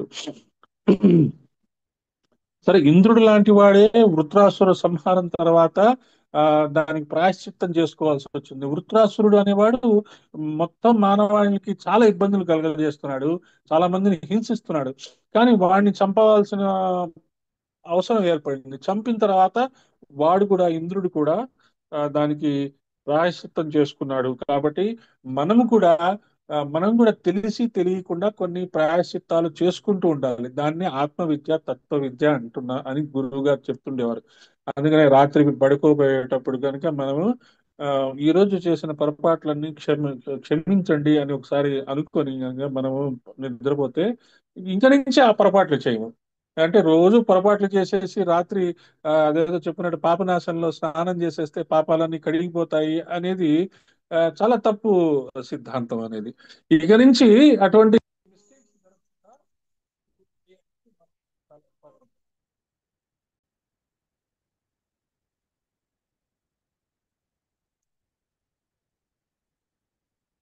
సో అలాగా ఆయన ఆ, సో తన యొక్క ప్రాయశ్చిత్తం, వృత్రాసుడిని చంపినా కూడా ప్రాయశ్చిత్తం చేసుకోవాల్సి వచ్చింది, చేసుకున్నాడు. అలాగే మనం కూడా తెలిసి తెలియకుండా ఏదైనా చేసినా, మనం రాత్రి పడుకోయినప్పుడు, తర్వాత ఏదైనా పూజ చేసినప్పుడు మంత్రహీనం, క్రియాహీనం, శక్తిహీనం, సురేశ్వర అని చెప్పుకుంటాం కదా, క్షమా ప్రార్థన. అలాగే క్షమా ప్రార్థనతో పాటు గ్రాటిట్యూడ్ కూడా ఉండాలి, కృతజ్ఞతా భావం కూడా ఉండాలి. మనం అందుకనే మన సంకల్పము, తర్వాత శుభకామనాల్లో కూడా మనకి కృతజ్ఞతా భావంతో మనం గురువులకి, అమ్మవారికి కూడా మనము ఇటువంటి అద్భుతమైన అవకాశాలు ఇచ్చినందుకు we always shower our share our gratitude to the అమ్మవారు. ఇంద్రుని దగ్గరికి వెళ్ళి సలహా అడిగితే, సప్తఋషులు నడిపే పల్లకీలో నా దగ్గరికి వస్తే చూద్దామని చెప్పు అని చెప్తారు. గురువైన బృహస్పతిని ఆ ఆ ఇంద్రుడు ఇంద్రుడు సాధన చేయాలని బృహస్పతి ఒక చోటు చూపిస్తాడనమాట. దాని ప్రకారం సూక్ష్మదేహంలో ఒక కమల నాళంలో కూర్చొని ఎవరికీ కనపడకుండా సాధన చేసుకుంటున్నాడు. ఇంద్రుడు ఎక్కడ ఉన్నాడో శచీదేవి కూడా తెలియదు. ఇంద్రుడు లేని పరిస్థితి మూలంగా ఈ అరాచకం ఏర్పడింది. ఆ సమయంలో ఇంద్రునిగా ఎవరినైనా పెట్టాలి అనేది ఆలోచించి నహుషుడు అనే ఒకరిని తీసుకొచ్చి ఇంద్రుడి పదవిలో పెట్టి ఇంద్రుడు చేసే పనులన్నీ చేయిస్తూ ఉంటారు. మీన్వేల్ ఏమవుతుంది, ఈ శచీదేవి అనే ఆవిడ ఆ ఇంద్రుడు ఎక్కడున్నారో తెలియక తిరుగుతూ ఉంటుంది, ఇంద్రుడి యొక్క వైఫ్. అప్పుడు వచ్చి బృహస్పతిని ఆశ్రయిస్తుంది. బృహస్పతి అంటే జూపిటర్, మన ప్లానెట్స్ లో జూపిటర్ అంటాం కదా. ఆవిడ ఆ, ఆ, ఆవిడ దగ్గరికి వెళ్తే మంత్రం ఇస్తాడు. ఆయన మంత్రం ఇస్తే అప్పుడు ఆ మంత్రాన్ని జపం చేస్తే ఇంద్రుడు కనపడతాడనమాట. అలాగే మనకి మనకి ఆలోచన వచ్చినది విజయవంతం కావాలన్నా అమ్మవారి అనుగ్రహం ఉండాలి. అంతేగాని మన సంకల్పాలు, మన ప్రణాళికలు విజయాలు కావు. ఇది తెలియక కొంతమంది నన్ను నేను నమ్ముకున్నాను అంటారు. ఇవన్నీ కొత్త సాహిత్యాలు చదివినప్పుడు వచ్చే భ్రాంతులు. కొందరు నాకు భగవత్ విశ్వాసం లేదు, ఆత్మ విశ్వాసం ఉందంటారు. ఆత్మయే ఆవిడ అనే ఎరుక వారికి తెలియదు. చూడండి, కొంతమంది నేను నా సెల్ఫ్ కాన్ఫిడెన్స్ తోనే నేను జీవిస్తాను, నాకు భగవంతుడి యొక్క సహాయం అవసరం లేదు, నేను అని అంటుంటారు. Okay, that's good. నువ్వు సెల్ఫ్ కాన్ఫిడెన్స్ తోనే జీవించు. కానీ నీకు ఆ సెల్ఫ్ కాన్ఫిడెన్స్ కూడా అమ్మవారే ఇచ్చారు అనే భావన కనుక నీకు రోజుకు ఒక్కసారైనా నువ్వు తలుచుకుంటే చాలు. ఇంకా అలాంటి వాళ్ళని ఇంకా అనుగ్రహం ఎక్కువ ఉంటుంది, అది అర్థం చేసుకోవచ్చు.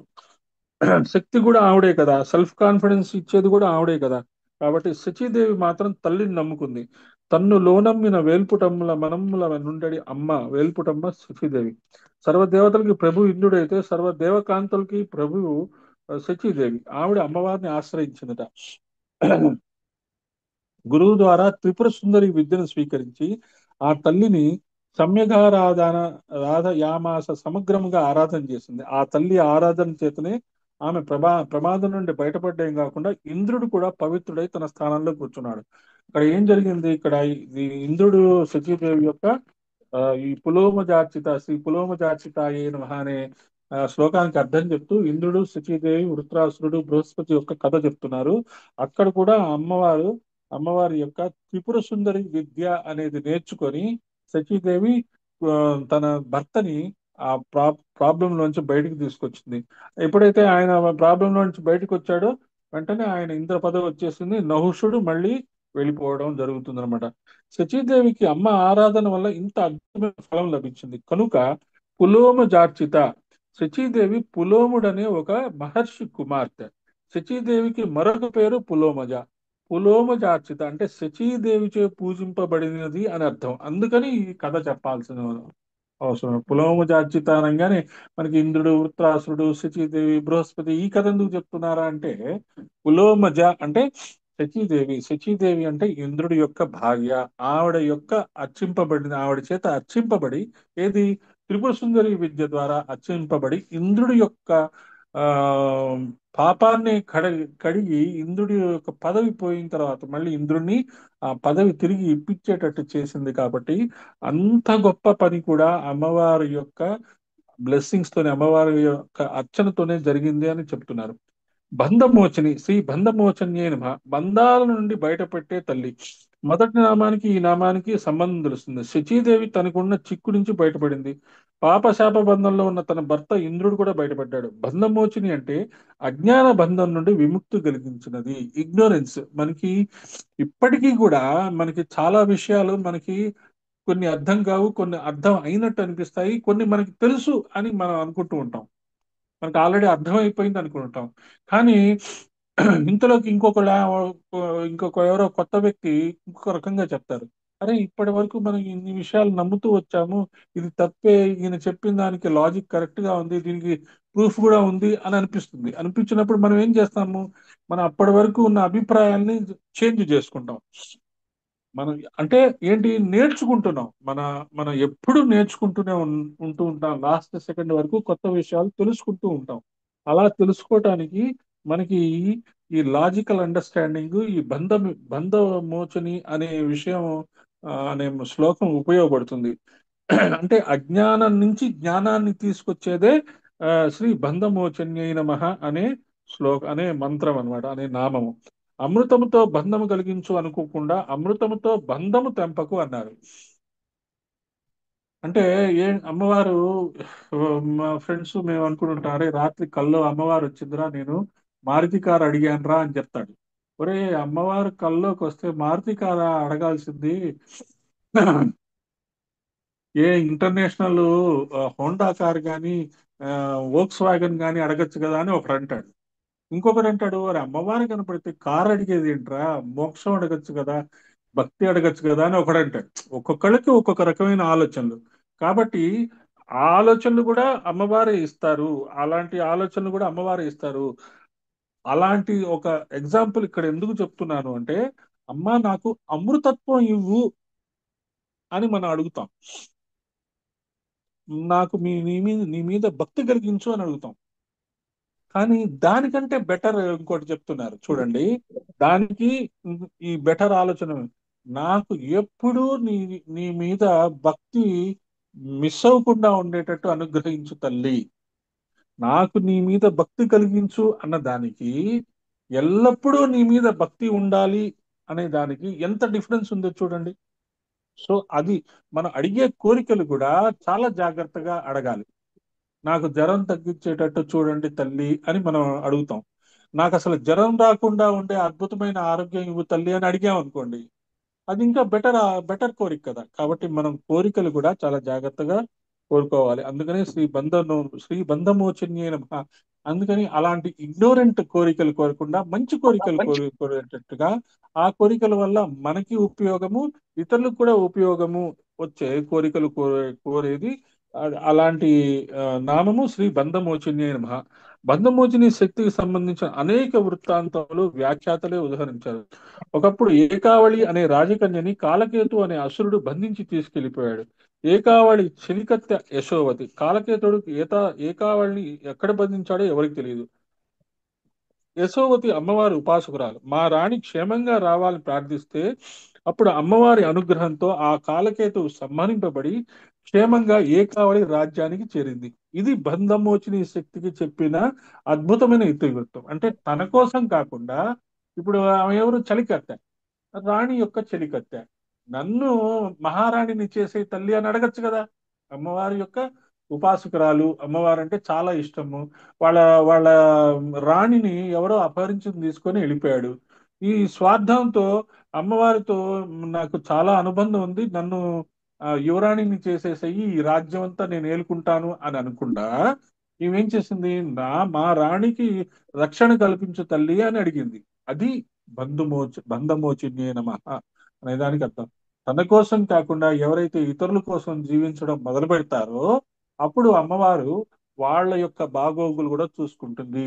ఏమవుతుంది, మనందరికీ ఐడెంటిటీ క్రైసిస్. నేను ఇంత చేస్తున్నాను, ఇన్ని ఇన్ని పూజలు చేస్తున్నాను, ఇన్నిసార్లు నేను లలిత గురించి చదువుకుంటున్నాను, చేస్తున్నాను, నన్ను ఎవరు గుర్తించట్లేదు అనే భావం అప్పుడప్పుడు అందరికీ వస్తూ ఉంటుంది. దానికి ఏం చేయాలి అంటే, వెంటనే అమ్మా, నన్ను నన్ను నువ్వు గుర్తించు తల్లి, నువ్వు గుర్తిస్తే చాలు తల్లి, నన్ను ఎవరు గుర్తించక్కర్లేదు, నీ యొక్క అనుగ్రహం నా మీద ఎప్పుడు ఉండేటట్టు చూడు, రాబోయే జన్మల్లో కూడా నువ్వు నాతోనే ఉండు, నన్ను నన్ను నాకు నువ్వు ఎంత హెల్ప్ చేస్తే నేను ఇతరులకి అంత హెల్ప్ చేయడానికి నేను రెడీగా ఉంటాను తల్లి అనే భావంతో కనుక మనం ఉండగలిగితే మనకి ఏ రకమైన అసంతృప్తి ఉండదు. ఆఫ్టర్ ఆల్ మనకి దేనికోసం చేస్తున్నాము, సుఖము, శాంతి, సమృద్ధి. 1,00,000 రూపాయలైనా మనం సుఖంగా ఉండగలిగే ఆ అనుగ్రహం మనకు ఉండాలి. 1,00,00,000 రూపాయలున్నా మనకి సుఖంగా ఉండే అనుగ్రహం ఇది లాభం లేదు. కాబట్టి సుఖము, శాంతి, సమృద్ధి అనేది మనకు ఉంటే మనం ఎటువంటి ప్రాబ్లంలో అయినా హాయిగా ఉండవచ్చు. అమ్మవారి అనుగ్రహమే ముఖ్యము అనేది మనం చాలా గుర్తుంచుకోవాలి, అర్థం చేసుకోవాలి.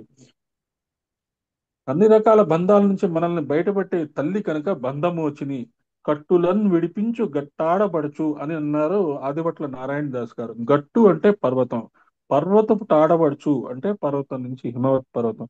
ఈవిడ కట్టులను విడిపించు తల్లి అని ఆ చెప్తున్నారు. తర్వాత బంధురాలక, శ్రీ బంధురాలకాయ నమః. ఈ బంధురాలకాయ నమః అనే దానికి కొన్ని చోట్ల శ్రీ బర్బరాలకాయ నమః అని కూడా ఇచ్చి ఉన్నారు కొంత లలితా సహస్రనామంలో. అందుకని రెండూ చెప్తున్నాడు ఇక్కడ. బంధురము అంటే దట్టమైనది అని అర్థం, అలకలు అంటే ముంగురులు, కేశ సంపద. బంధురాలక అంటే దట్టమైన కేశ సంపద కలది. దీన్నే శంకరాచార్యుల వారు సౌందర్య లహరిలో అరాళై స్వాభావ్య దళికలభ శ్రీభిరలై రలకై అనే ఒక చోట చెప్తే, మరో చోట ఘన స్నిగ్ధం శ్లక్షం చికుర నికురంబం తవ శివే అని చెప్పారు. దట్టంగా మృదువుగా వంకీలు తిరిగి ఉన్నాయట. శివుడి యొక్క జటాజుటాల్లో ఏముందండి, గంగ ఉంది. అంటే వీళ్ళు ఆ వాళ్ళ శరీరంలో ఉండే ఆ ప్రతి ఒక్క అణువుని మానవాళి యొక్క శ్రేయస్సు కోసం ఉపయోగించిన వాళ్ళు అర్థం చేసుకోవాలి. పాఠాంతరంలో బర్బరాలక కూడా మనకి కనబడుతుంది. బర్బరా అంటే ఎగుడు దిగుడుగా ఉండటం. చిక్కుడుకాయలకి సంస్కృతంలో బర్బరములు అని పేరు. కాబట్టి మనం చిక్కుడుకాయ కూర ఎప్పుడైనా చేసుకుంటే ఇది బర్బ ఓం శ్రీ బర్బరాలకాయ నమః అని అనుకున్నాం అనుకోండి, అది అమ్మవారి నామంగా అయిపోతుంది. సో బర్బరములు అంటే చిక్కుడుకాయలు అని అర్థం చేసుకోండి. అర్థం చేసుకోండి కాదు, అది సంస్కృతంలో యాక్చువల్ మీనింగే అది. కాబట్టి చిక్కుడుకాయ కూర ఇక నుంచి జాగ్రత్తగా ఉపయోగించుకుంటారు. తర్వాత మనం మహారాష్ట్రలో ఉన్న వాళ్ళమే కాబట్టి బరబట్టి అనే పేరు ఉంటుంది. బరబట్టి అంటే చిక్కుళ్ళే కదా. ఇవి ఒక చోట ఉబ్బి కిందకి దిగి మళ్ళీ ఉబ్బి ఉంటాయి. ఇలా ఎత్తు పల్లాలతో దట్టముగా అందముగా వంకీలు తిరిగి ఉన్నదాన్ని బర్బరా అంటారు. కాబట్టి చిక్కుడుకాయ గుర్తు తెచ్చుకున్నారు కదా. ఒక చోట ఆ సీడ్ వల్ల ఎత్తుగా ఉంటుంది, మళ్ళీ డౌన్ గా ఉంటుంది, మళ్ళీ ఎత్తుగా ఉంటుంది, డౌన్ గా ఉంటుంది. రెండు పాలు సరైనవి. సో బంగాళకాయ నమః అన్న బరబరాలకాయ నమః ఇంపార్టెంట్. కాబట్టి ఇక నుంచి ఎక్కువగా చిక్కుడుకాయ తింటే అమ్మవారికి ఆ ఆ ఆరోగ్య మనకి అమ్మవారి అనుగ్రహం ఉంటుంది అనుకోవచ్చు. ఇది సరదాగా చెప్పుకుంటే. కాబట్టి బంధుమోచని పులోమ చాచిత నామాలు వచ్చేటప్పటికి రూపం కాకుండా మహిమను చూపిస్తున్నారు. మరి కొన్ని చోట్లకి వచ్చేటప్పటికి తత్వం కనబడుతుంది. కొన్ని నామాలు మహిమవి, కొన్ని నామాలు తత్వానివి, కొన్ని నామాలు చరిత్ర చెప్తాయి. పులోమచాచ్యుత బంధుమోచని చరిత్రలు, ఇందులో లీలా వైభవం కూడా ఉంది. ఇదే మహిమా వైభవం కూడా చెప్తుంది. రూప వైభవంలోకి బంధురాలక వస్తుంది. తత్వాన్ని చెప్పుకుంటూ రూపధ్యానాన్ని మర్చిపోరాదు. మనం మొదట్లో లలితా సహస్రం స్టార్టింగ్ లో మనం రూపధ్యానం చేసాం. నఖశిఖ పర్యంతం అమ్మవారి గోళ్ళ నుంచి ఆ ఆ ఆ శిరోజాల వరకు ఆ మొత్తము పైనుంచి కింద దాకా ఒక్కొక్కటి ఒక్కొక్కటి ఎలా అలా అలా అలా డిస్కస్ చేసుకుంటూ పైకి వెళ్ళాం. పైనుంచి మళ్ళీ కిందకి వచ్చాం. అమ్మవారి ముక్కు పుడక గురించి మాట్లాడుకున్నాం. అమ్మవారి పెట్టుకున్న వడ్డాణం గురించి మాట్లాడుకున్నాం.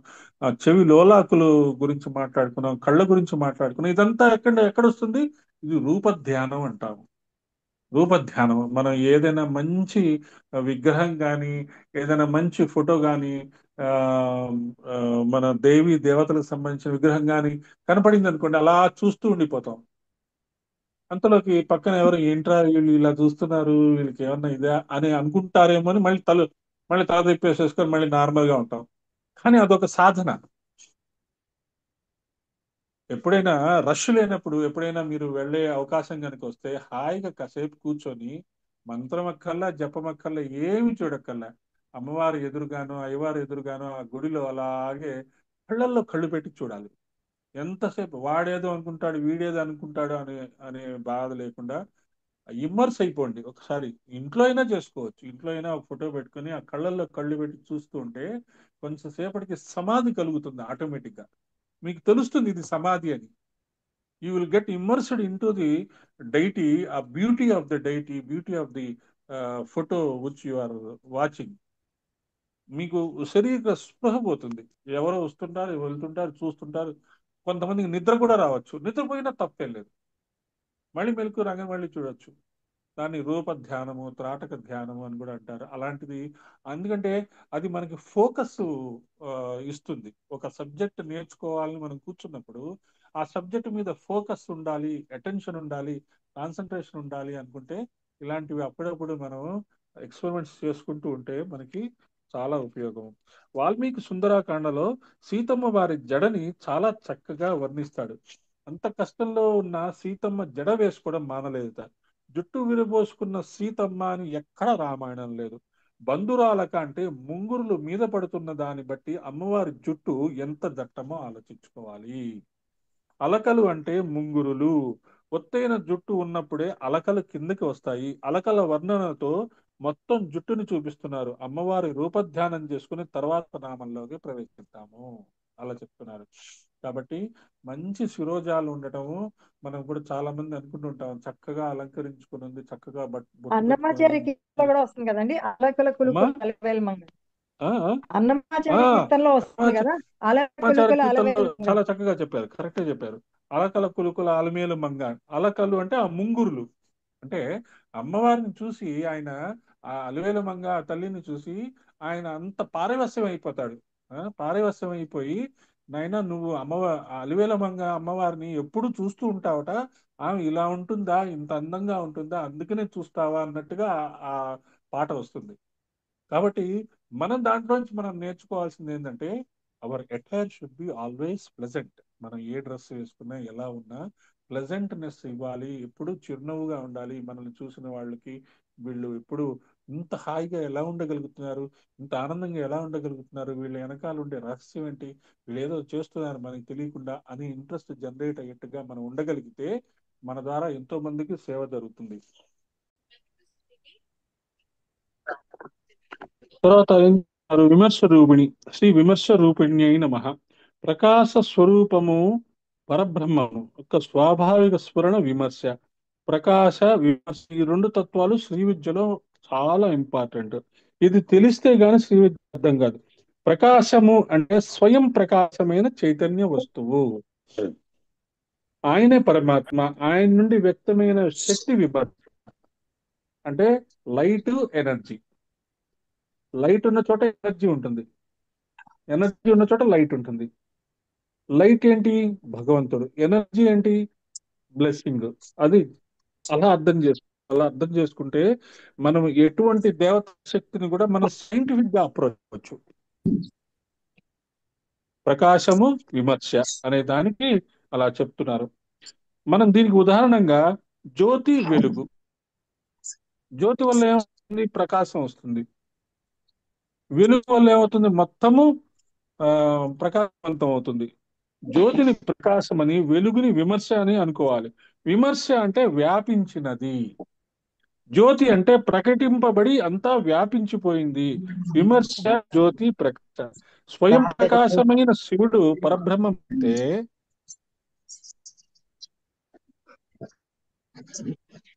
అయిందా స్నానం? యా.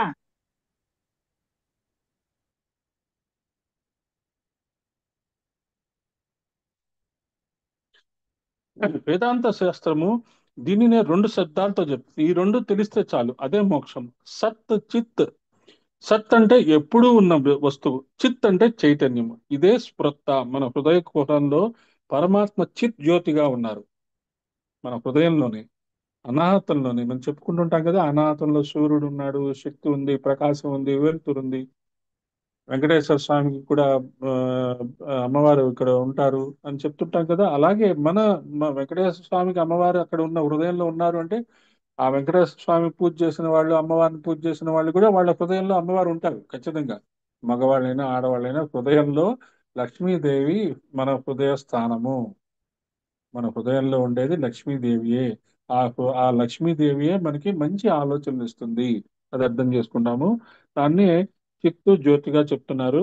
అమ్మవారు విమర్శ రూపిణి అని. విమర్శ రూపిణి అనేది శ్రీ విద్యా రహస్యం చెప్పబడుతుంది. శ్రీచక్ర మధ్యంలో ఉన్న బిందువులో ప్రకాశ విమర్శలు రెండూ ఉంటాయి. విమర్శ రూపిణి అంటే బ్రహ్మ విద్య అని అర్థం. బ్రహ్మముని గురించి ఆలోచించేది బ్రహ్మ విద్య, వివేచనీయ విద్య. కాబట్టి శ్రీ విమర్శ రూపిణి నమః అనే అనే నామం ఎప్పుడొచ్చినా అమ్మవారు మనకి బ్రహ్మ విద్య నేర్పిస్తుంది. బ్రహ్మ విద్య అనేది అల్టిమేట్ నాలెడ్జ్.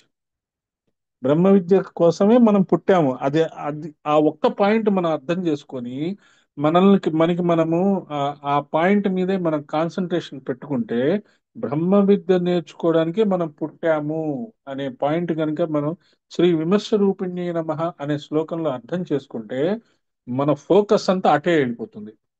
మన లైఫ్ స్టైల్, జీవితం అంతా అటే వెళ్ళిపోతుంది. అది అది గుర్తుంచుకోవాలి. కేనోపనిషత్తులో చెప్పబడ్డ కథలో పరమేశ్వరుడు యక్ష రూపంలో కనపడటం, దేవతలు ప్రశ్నించడం, తిరిగి ఆయన ఆ అంతర్ధానం అవ్వగానే అమ్మవారు రావటం మొదలైనవి కనపడుతుంటాయి. విశ్వమంతా బ్రహ్మమే అని ఎరుక కలిగించేది విమర్శ. ఈ విచారణ శక్తి మనలో అమ్మ దయ ఉంటే గాని రాదు.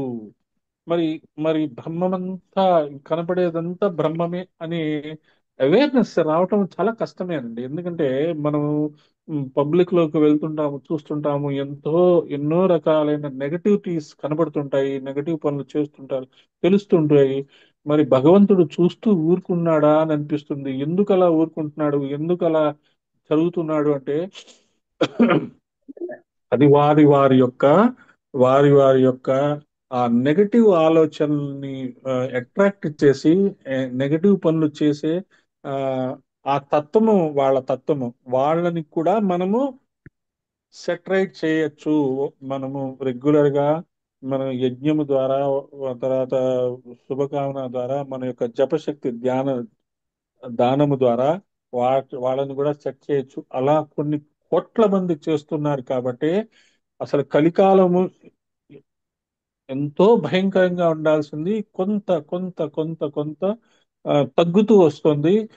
మనుషులు మెల్లగా ఆధ్యాత్మికత వైపు ఆ, వెళ్తూ ఉన్నారు. కానీ ప్రకృతి ఎప్పుడూ అలర్ట్ గానే ఉంటుంది. ప్రకృతి మనకి ఎప్పుడు వార్నింగ్స్ ఇస్తూనే ఉంటుంది, ఇంకా ఇస్తుంది. అయినా వాళ్ళు ఇంకా బాగుపడలేదు అంటే మనం చేయగలిగింది ఏం లేదు. కానీ మనం మాత్రము కొన్ని తరాలకు సరిపడా మనము ఆ సైంటిఫిక్ సర్వీస్ మనం హ్యుమానిటీకి చేయడానికి మనకి గురువులు అన్ని రకాలైన టూల్స్ ఇచ్చి ఉన్నారు. వాటిని మనం ఉపయోగించుకొని మనల్ని మనం బాగు చేసుకోవడానికి ఖచ్చితంగా ప్రయత్నం చేయాలి. ప్రకాశము అంటే చైతన్యము, విమర్శ అంటే శక్తి. ఇది మనకి బాగా అర్థం చేసుకోవాలి. వాగర్ధావివ సంపృక్తౌ వాగర్ధ ప్రతిపత్తయే జగత పితరో వందే పార్వతీ పరమేశ్వరో అని రఘువంశంలో ఇంత మహా విషయాన్ని గ్రహించిన వాడు కాళిదాస మహాకవి. శివశక్తుల ఏకత్వము జ్ఞానాన్నంతటిని కుమార సంభవం అనే గ్రంథంలో మనకి అత్యంత రహస్యంగా ఇచ్చారు. రఘువంశంలో ఇది శ్లోకంగా పలికారు. మామూలుగా చదివితే కావ్యం, లోపల చదివితే మంత్రశాస్త్రం. కొంతమందికి విమర్శ రూపిణి విద్య అని చెప్పి బ్రహ్మ విద్య అని ప్రకటిస్తారు. కానీ విద్య అనేది కూడా ఒక నామమే. అది మనము తెలుసుకుంటాం. విద్య, శ్రీ విద్యాయీ నమః అనేది తర్వాత నామము. సర్వ చైతన్య రూపాంతాం ఆద్యాం విద్యాంచ ధీమహి అని ఒక ఒక మంత్రం ఉంది, గాయత్రి మంత్రం లాగా. సర్వ చైతన్య రూపాం తాం ఆద్యాం విద్యాంచ ధీమహి. అమ్మవారు సర్వ చైతన్య రూపిణి. వీడు ఎప్పటి నుండి ఉందనే ప్రశ్నించే వారందరికన్నా అన్నిటికంటే ముందు ఉన్నది కనుక ఆద్య. ఎప్పటి నుంచి ఉంది అంటే you are not at all qualified to think about the God, but you can know his presence. అమ్మవారి యొక్క ప్రెజెన్స్ ని నువ్వు నీలో చూసుకోవటానికి నువ్వు 100% క్వాలిఫైడ్. మనలో ఆ చైతన్య శక్తి, ఆ సూర్య భగవానుడు ఉన్నాడు అని మనం గాయత్రి మంత్రం ద్వారా తెలుసుకుంటేనే మనకి ఇంత చైతన్యం వచ్చి యజ్ఞం నేర్చుకుంటున్నాం, యజ్ఞాలు చేసుకుంటున్నాం. అదే గాయత్రి మంత్రమే కాకుండా అన్ని దేవతల యొక్క రూపాలు మన శరీరంలో ఉన్నాయి అని అవేర్నెస్ కనుక వస్తే ఏముంది, ఇంకా కుండలిని జారణ జరిగిపోతుంది, మోక్షం వచ్చేస్తుంది, ఆ సోమరసం మన శరీరంలో దిగుతుంది, మనము సశరీరంగా దేవతల్లాగా మారిపోతాం. అప్పుడు మనకి ఆకలి ఉండదు, దాహం ఉండదు, లేజినెస్ ఉండదు, టైర్డ్నెస్ ఉండదు. రక్తం బదులు అమృతత్వం పారుతూ ఉంటుంది. అది దేవతా జీవితం, అది కుండలిని జాగరణ. అలాంటి విద్య కూడా అమ్మవారు మనకి ఇవ్వడానికే శ్రీ విద్యాయ నమః అని ఒక నామం చెప్పారు. విద్య, వేత్త, వేద్యము, ఈ మూడు ఒక త్రిపుటి. వేత్త అంటే తెలుసుకునేవాడు, విద్య అంటే తెలియజేసేది, వేద్యము అంటే తెలియబడేది. ఏంటి, ఇంత ముందు కూడా దీని గురించి చెప్పుకున్నాము. Knower, knowledge, knowing. Meditation, meditator, meditating object. జ్ఞాత, జ్ఞేయము, జ్ఞానము.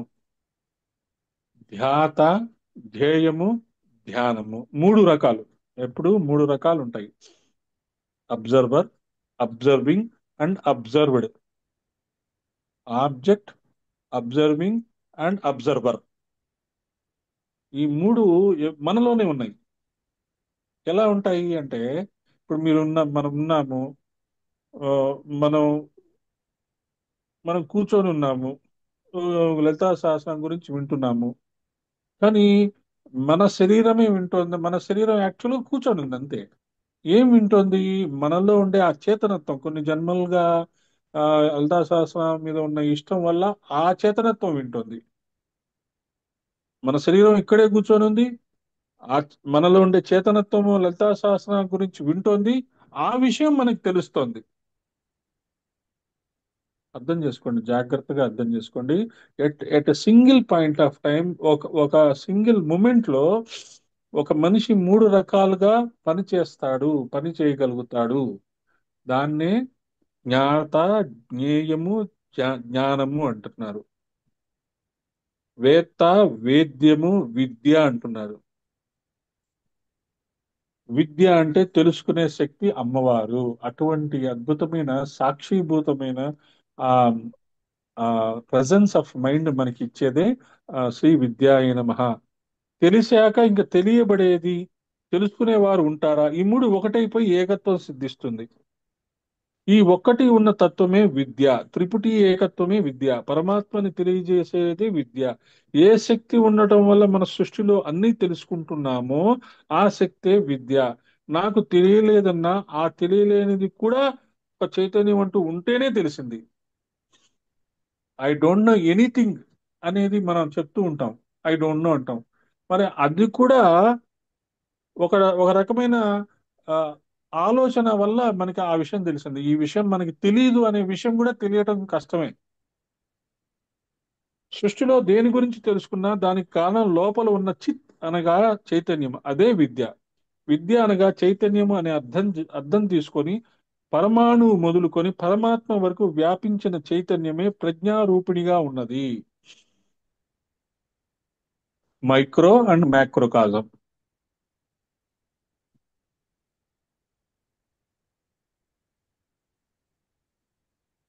కాబట్టి విద్య అనేది శ్రీ విద్యాయే నమః అనే నామం కూడా మూడు రకాలుగా మనలో పనిచేస్తుంది. నేనున్నాను, నేను తెలుసుకుంటున్నాను, నేను తెలుసుకుంటున్నాను అనే విషయం నాకు తెలుస్తోంది. అది అది ఆ విషయం మీరు జాగ్రత్తగా అబ్జర్వ్ చేయాలి. మీరున్నారు, మీలో ఒక సాక్షి రూపమైన ఒక శక్తి ఉంది. ఆ శక్తి కొన్ని జన్మలుగా ఈ విషయాలు తెలుసుకోవడానికి ప్రయత్నం చేస్తోంది అని కూడా మీకు తెలుస్తోంది. ఇది కూడా అమ్మవారి బ్లెస్సింగే. చాలా మటుకు ఈ మూడు ఆ, మూడు తెలిసిన వాళ్ళకి సగం దూరం ప్రయాణం చేసినట్టే అని అర్థం చేసుకోండి. తర్వాత వియదాది జగత్ ప్రసూహు శ్రీ వియదాది జగత్ ప్రసవే నమః. వియత్ అంటే ఆకాశము, జగత్ ప్రసు అంటే ఆకాశమైన మొదలైన జగత్తంతా ఆ తల్లి నుండే ప్రసవించింది. ఎక్కడి నుంచి వచ్చింది? మనకి 5 ఎలిమెంట్స్ ఉన్నాయి: పృథ్వీ, జలము, అగ్ని, వాయువు, ఆకాశం. ఆకాశం అంటే విశుద్ధి చక్రం. ఎక్కడి నుంచి అయితే మనకి మాట వస్తుందో, ఎక్కడి నుంచి అయితే మనం మాటలు క్రియేట్ చేసుకుంటున్నామో, ఏ భావనలు అయితే మనం మాటలుగా తయారు చేసుకుంటున్నామో, ఏ మాటలైతే ఘనీభవమై పదార్థముగా మారుతుందో, పదము పదార్థముగా మారుతుంది అని అర్థం చేసుకోండి. అందుకని మన మాటలు ఎప్పుడు కన్స్ట్రక్టివ్ గా ఉండాలి అంటారు, డిస్ట్రక్టివ్ గా ఉండకూడదు అంటారు. కన్స్ట్రక్టివ్ గా అంటే it should construct a wonderful wonderful thought అన్నమాట. ఒక మంచి అద్భుతమైన థాట్. ఆ థాట్ కి ఎనర్జీ ఫాలో అవుతుంది. Energy follows thought. Energy follows thought అనేది ఒక అద్భుతమైన మంత్రం. మీకు మొదట ఆలోచన వస్తుంది, ఆ ఆలోచన పదముగా మారుతుంది, దాన్ని వాక్యంగా మారుస్తారు, దాన్ని మీరు మాట్లాడతారు. కానీ అది ఆ మాటకి వెనకాల కన్స్ట్రక్టివ్ ఎనర్జీ ఉండొచ్చు, డిస్ట్రక్టివ్ ఎనర్జీ ఉండొచ్చు. కన్స్ట్రక్టివ్ ఎనర్జీ ఉంటే అది మంచి పనికి ఉపయోగపడుతుంది, డిస్ట్రక్టివ్ ఎనర్జీ ఉంటే అది చెడు పనికి ఉపయోగపడుతుంది. ఎప్పుడైతే ఇది అర్థం చేసుకుంటే మనకి ఏ రకమైన ప్రాబ్లం ఉండదు. అదే శ్రీ వేదాది జగత్ ప్రసవే నమః. ఇది అర్థం చేసుకుంటే సరిపోతుంది. అప్పుడు సర్వ వ్యాధి ప్రశమని, సర్వ మృత్యు నివారణి, ఈ పాదాలు కూడా మనకి ఈ నామాలు కూడా అర్థమైపోతుంది. ఉదాహరణకి చాలా ప్రసిద్ధిలో ఉన్న కామేశ బద్ధ మాంగళ్య సూత్ర శోభిత కందర, దీన్ని సంపుటం చేస్తే వివాహం కాని వారికి వివాహం జరుగుతుందని చెప్తున్నారు.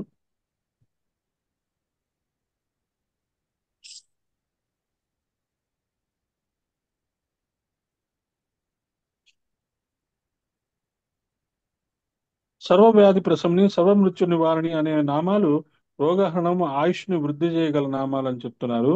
దీన్ని శ్రీమాత్రే నమః అనే పదం కనుక లింకప్ చేసుకుంటే దీంతో చాలా మంచి పనులు చేయొచ్చు. ఓం శ్రీమాత్రే నమః సర్వవ్యాధి ప్రశమని సర్వమృత్యు నివారణి శ్రీమాత్రే నమః. ఇలా వాక్యానికి రెండు వైపులా గనక చెప్పుకొని పారాయణ చేస్తే అదొక మంత్రం అవుతుంది. దాన్ని మూల మంత్రంగా శ్రీమాత్రే నమః అని కూడా చెప్పుకోవచ్చు. తర్వాత సర్వవ్యాధి ప్రశమని శ్రీ సర్వవ్యాధి ప్రశమన్యై నమః. సర్వమృత్యు నివారణి శ్రీ సర్వమృత్యు నివారిణ్యై నమః. ఎవరికైనా బాగా అనారోగ్యంగా ఉంది, కొన్ని రోజులుగా అనారోగ్యం నుంచి బయటపడట్లేదు అన్నప్పుడు ఏం చెప్తాము? ఓం శ్రీమాత్రే నమః సర్వవ్యాధి ప్రశమన్యై నమః ఓం శ్రీమాత్రే నమః అని చెప్పుకోమని చెప్తున్నారు. కాదు కాదు, ఓం శ్రీమాత్రే నమః సర్వవ్యాధి ప్రశమని సర్వమృత్యు నివారిణి శ్రీమాత్రే నమః. ఓం స్టార్టింగ్ లోనే వస్తుంది అంతే. మధ్యలో ఓం వచ్చిందంటే దానికి ఏదో రీజన్ ఉంటుంది, అది వాళ్ళు చెప్తారు. కానీ ఇక్కడ సంపీకరణ చేసుకుంటే మంచిది అని చెప్తున్నారు. అప్పుడు ఆ వ్యాధి తగ్గే తగ్గడానికి అమ్మవారి అనుగ్రహం లభిస్తుంది. ఆ వ్యాధి వల్ల మృత్యువుని కూడా నివారించవచ్చు. శమనము అంటే తొలగించుట, ప్రశమనము అంటే సంపూర్ణంగా తొలగించుట. ఆ వ్యాధిని సంపూర్ణంగా తొలగిస్తుంది అన్నమాట. లలితాసన శాసన ప్రయోగ విధుల్లో కూడా చాలా రకాలైన ప్రయోగాల్ని శాస్త్రం వివరించింది. భస్మాన్ని చేతిలో పట్టుకొని లలితా సహస్రనామం మొత్తం చదివి ఆ భస్మాన్ని ధారణ చేస్తే ఆది వ్యాధులు నెమ్మదిస్తాయని ప్రయోగ విధిలో వసిన్యాది వాగ్దేవతలు తెలియచేస్తున్నారు. చూసారా? మనము లలితా సహస్రనామం చేసేటప్పుడు ఎవరైనా ఆ, కొంత మనం యజ్ఞభస్మం గాని ఈ విభూతి గాని ఏదైనా తీసుకొని మన చేతిలో పెట్టుకొని లలితా సహస్రనామం చేసేసి దాన్ని జాగ్రత్తగా ఒక ప్లేట్ లోనో ఒక పౌడర్ ఒక దాంట్లోనో పెట్టి ఎవరికైనా వ్యాధులు ఉన్న వాళ్ళకి అది నీళ్ళల్లో కలిపిస్తే ఖచ్చితంగా అది ఆ ఆ వ్యాధి నివారింపబడుతుందని చెప్పి వసిన్యాది వాగ్దేవతలే చెప్పి ఉన్నారని ఇక్కడ విశేషంగా చెప్తున్నారు. వ్యాధి అంటే శారీరక వ్యాధులు, మానసిక వ్యాధులు కూడా ఉంటాయి. మనసులో ఉన్న మానసిక దౌర్బల్యం, భయం కూడా అది వ్యాధి.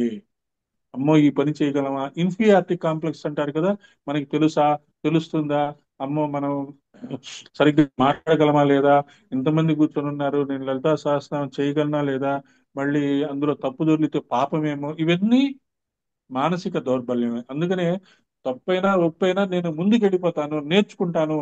అలా మహా అయితే ఏం చేస్తారు వాళ్ళు, ఇది తప్పు మళ్ళీ నేర్చుకోండమ్మా అంటారు, అంతే కదా. దానివల్ల నాకేం పోయింది, మళ్ళీ నేర్చుకుంటాను, మళ్ళీ చదువుతాను, మళ్ళీ నేర్చుకుంటాను అని అని గనక మనకి ఆలోచన ఉంటే ఎటువంటి స్ట్రెస్ మనకి ఎఫెక్ట్ అవ్వదు. అమ్మవారి పాదాలను ఆశ్రయించడం వల్లనే చాలా మందికి వ్యాధులన్నీ తొలగిపోతాయి. అది కూడా రెగ్యులర్ గా మనం చెప్పుకుంటూ ఉండాలి. నాలో ఉండే భయాన్ని తొలగించు తల్లి, నాలో ఉండే ఆ లేజినెస్, నాలో ఉండే ఆ ఫియర్ ఆఫ్ పబ్లిక్ కూడా తీసేసి ఆ నాలోంచి ఆ ఇన్ఫీరియారిటీ కాంప్లెక్స్ కూడా తీసేస్తే నేను ఇంకా ఎఫెక్టివ్ గా నీ పనులు చేయగలను అని చెప్పుకోవచ్చు.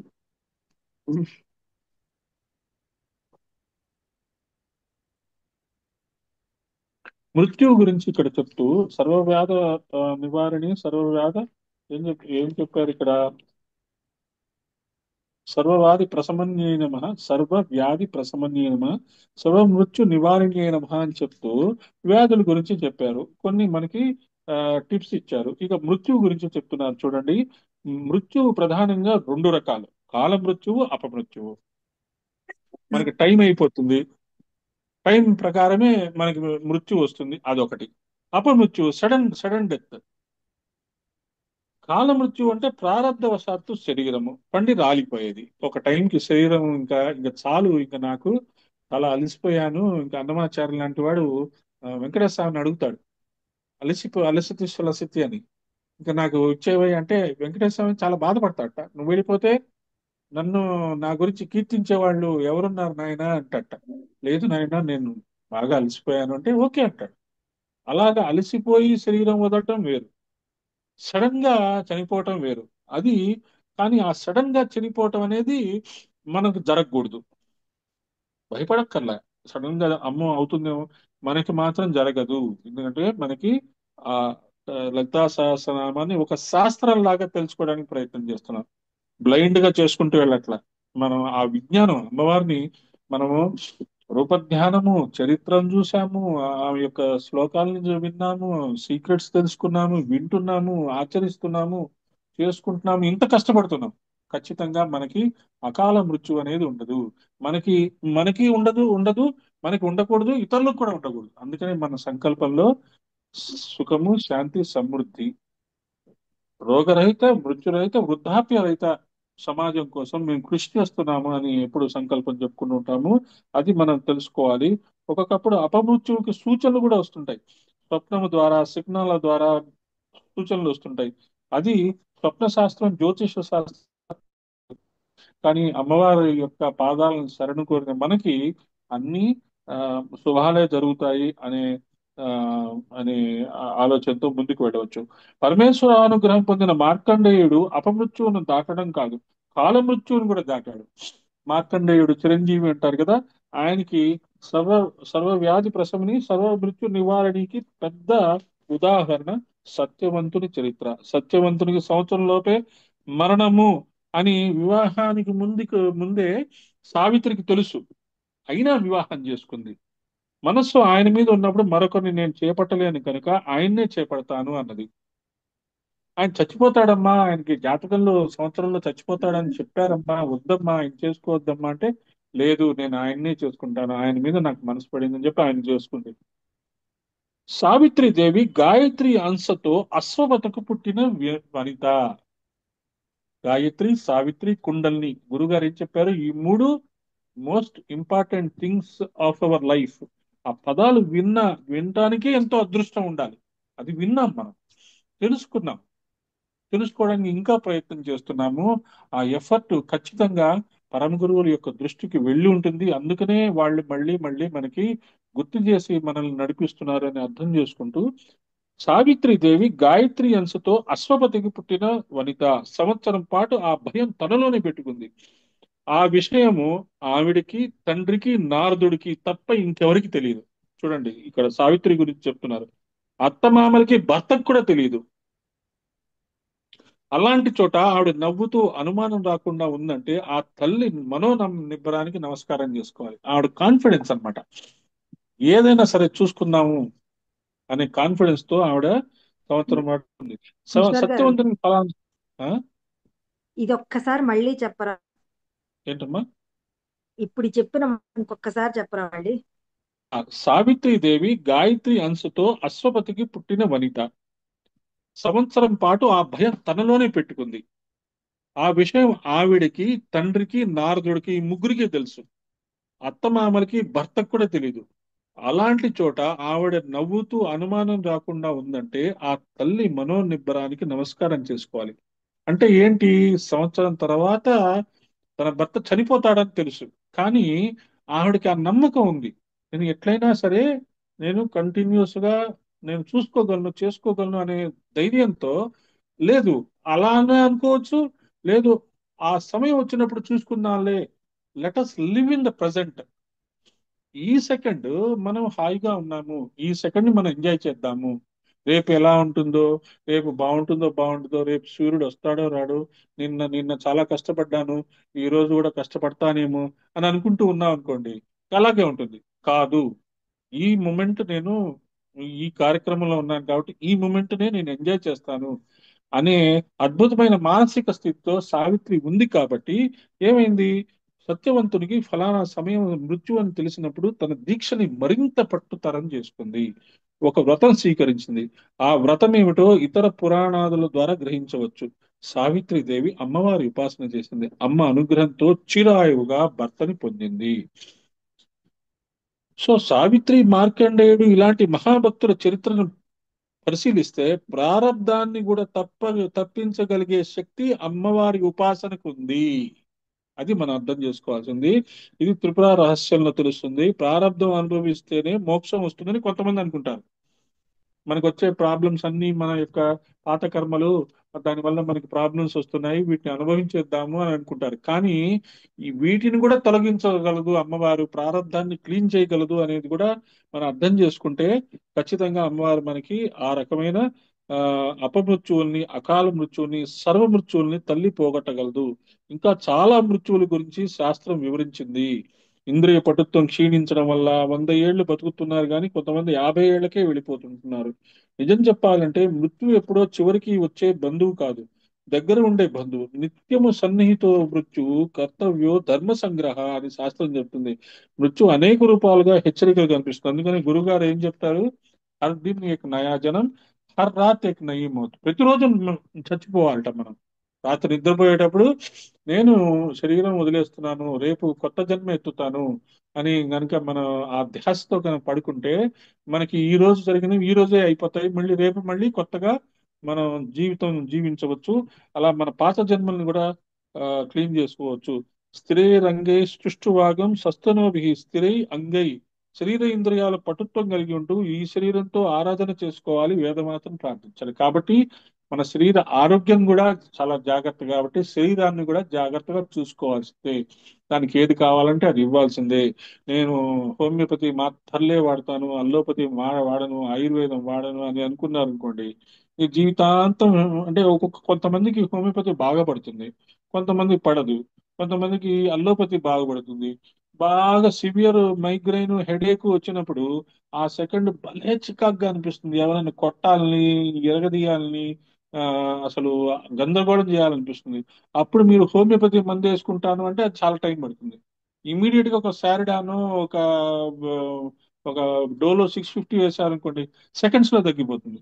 ఇది మనం కామన్ సెన్స్ తో తీసుకోవాల్సిన నిర్ణయాలు. ఏది మనము అలాగని నేను ఆయుర్వేదం తప్పు అనట్లేదు, హోమియోపతిలో పవర్ లేదనట్లేదు, అల్లోపతి ది బెస్ట్ అనట్లేదు. కామన్ సెన్స్ అనేది మనం ఉపయోగించుకోవాలి.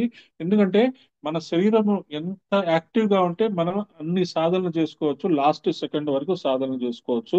అది చాలా ఇంపార్టెంట్. అన్నిట్లో కల్లా మోస్ట్ డేంజరస్ డిసీజ్ ఏంటంటే భవరోగము, భావన లేని రోగము. భావన లేకుండా, ప్రేమ లేకుండా మనం జీవించడం అనేది పెద్ద రోగము. అది మనం అర్థం చేసుకోవాలి. సర్వవ్యాధి ప్రశమని అంటే సంసార రోగమును పోగొట్టుతున్నది. సర్వ మృత్యు నివారణి అంటే సంసార రోగానికి మూలమైన అవిద్య అనబడే మృత్యును తొలగించేది. అది మనం అర్థం చేసుకుంటే సర్వ వ్యాధి ప్రశమని, సర్వ మృత్యు నివారణి ఈ రెండు అర్థమైపోతాయి. అగ్రగణ్య, శ్రీ అగ్రగణ్యాయ నమః. అగ్ర అంటే మొదట అని అర్థం, గణ్య అంటే లెక్కించదగినది అని అర్థం. అన్నిటికంటే ఆవిడే అగ్రగణ్య. వేదాది అంటే లెక్కకి అందేది. ఆకాశము మొదలు అనగా వాయువు, అగ్ని, నీరు, భూమి, ఇలా ఎన్నైనా చెప్పవచ్చు. లెక్కకి అందే ప్రపంచానికి ముందు ఉన్న అమ్మవారికి మాత్రం లెక్క లేదు. ఈ సృష్టి ఆరంభమైన తర్వాత మనకి లెక్కలు వచ్చినాయి. అంతకుముందు అసలు లెక్కే లేదు. అంటే టైము, స్పేస్, డిస్టెన్స్ బియాండ్ ఉండేది భగవతత్వం. టైము, స్పేస్, డిస్టెన్స్ లో ఉండేది మనము. అందుకనే శంకరాచార్యులు ఏమంటారు, భగవంతుడు సత్యము, జగత్తు మిథ్య అంటాడు. కాబట్టి అది మనము ఆ టైమ్, స్పేస్, డిస్టెన్స్ బియాండ్ ఉండే తత్వాన్ని తెలుసుకోవాలి అంటే మనము టైమ్, స్పేస్, డిస్టెన్స్ ని కాన్క్వర్ చేయాలి. అదే ఖాళీ తత్వం. తప్పితే కాళికాదేవి అలా భయంకరంగా నాలిక ఆ, ఇట్లా వేసి అలా ఉండదు. ఎప్పుడైతే మనము టైం ని, స్పేస్ ని, డిస్టెన్స్ ని మనం అధిగమించడానికి ప్రయత్నం చేస్తామో అప్పుడే మనం ఖాళీ ఉపాసకులు అవుతాం.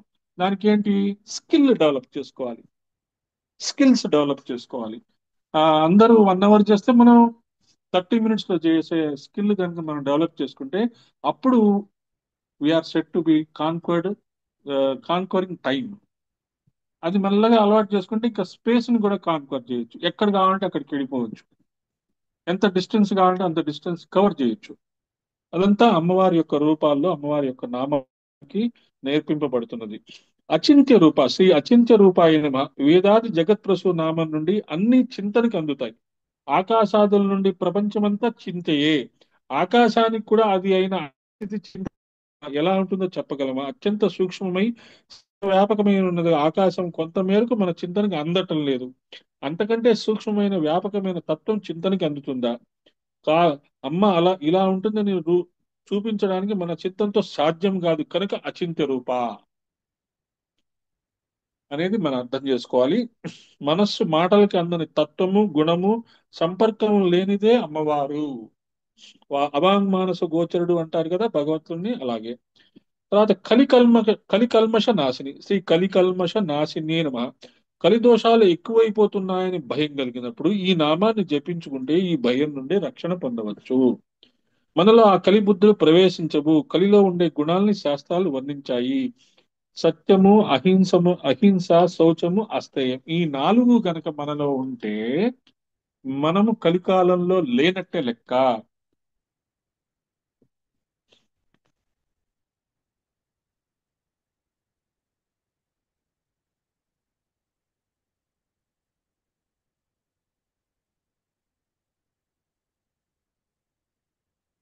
ధర్మము 3 పాదాల్లో నడుస్తుంది, 4 పాదాల్లో నడుస్తుంది అని చెప్తారు కదా. అలాగే మనం ధర్మముగా ఉండగలిగితే మనకి కలికాలంలో ఉన్నా మనము సత్యయుగంలో జీవించిన ఫలితాల్ని మనం పొందగలము. అది మనం చాలా జాగ్రత్తగా ఉండాలి.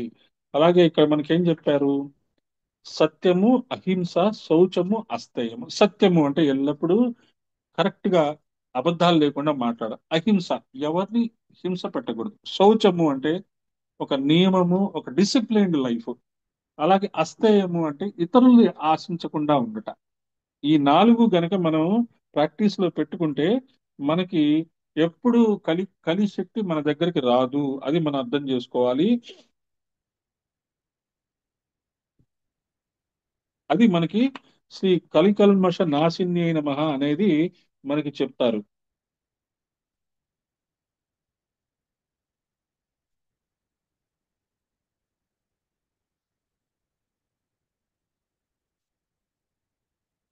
ముఖ్యంగా అగస్త్యుల వారు ఈ కలియుగ ఆరంభ దశలో భూమండలం అంతా సంచరిస్తూ కాలం ఎంత పాడైపోయిందో అని చాలా బాధపడతాడు.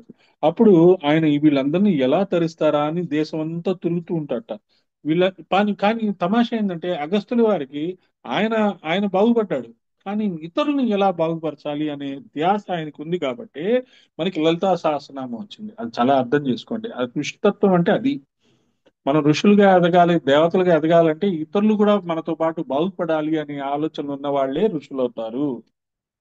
అప్పుడు హయగ్రీవ స్వామి దగ్గర సాధన చేస్తుంటే ఏం బాధపడుకు నాయనా, కలియుగంలో ఎన్నో ప్రాయశ్చిత్తాలు చేసుకుంటే గాని బయటపడలేని స్థితులు ఉన్నాయి. కానీ అమ్మవారి పాదాలను ధ్యానిస్తూ అమ్మ విద్యను గురువు ద్వారా పొంది ఎవరైతే కాసంత ఉపాసన చేస్తారో వారి కలికల్మషాల నుండి సులభంగా దాటగలరు అని చెప్తూ లలిత చరిత్రని, లలిత సహస్రనామాల్ని, లలిత విద్యని అనుగ్రహించారు.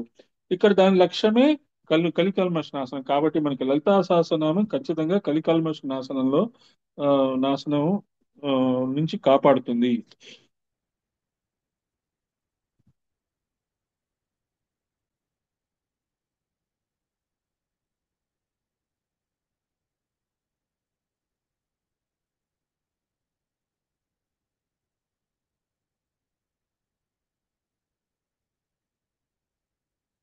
కలియుగంలో కనపడే లక్షణాలు కలహము, అవిధేయత, ద్వేషము, అనాచారము, దురాచారము.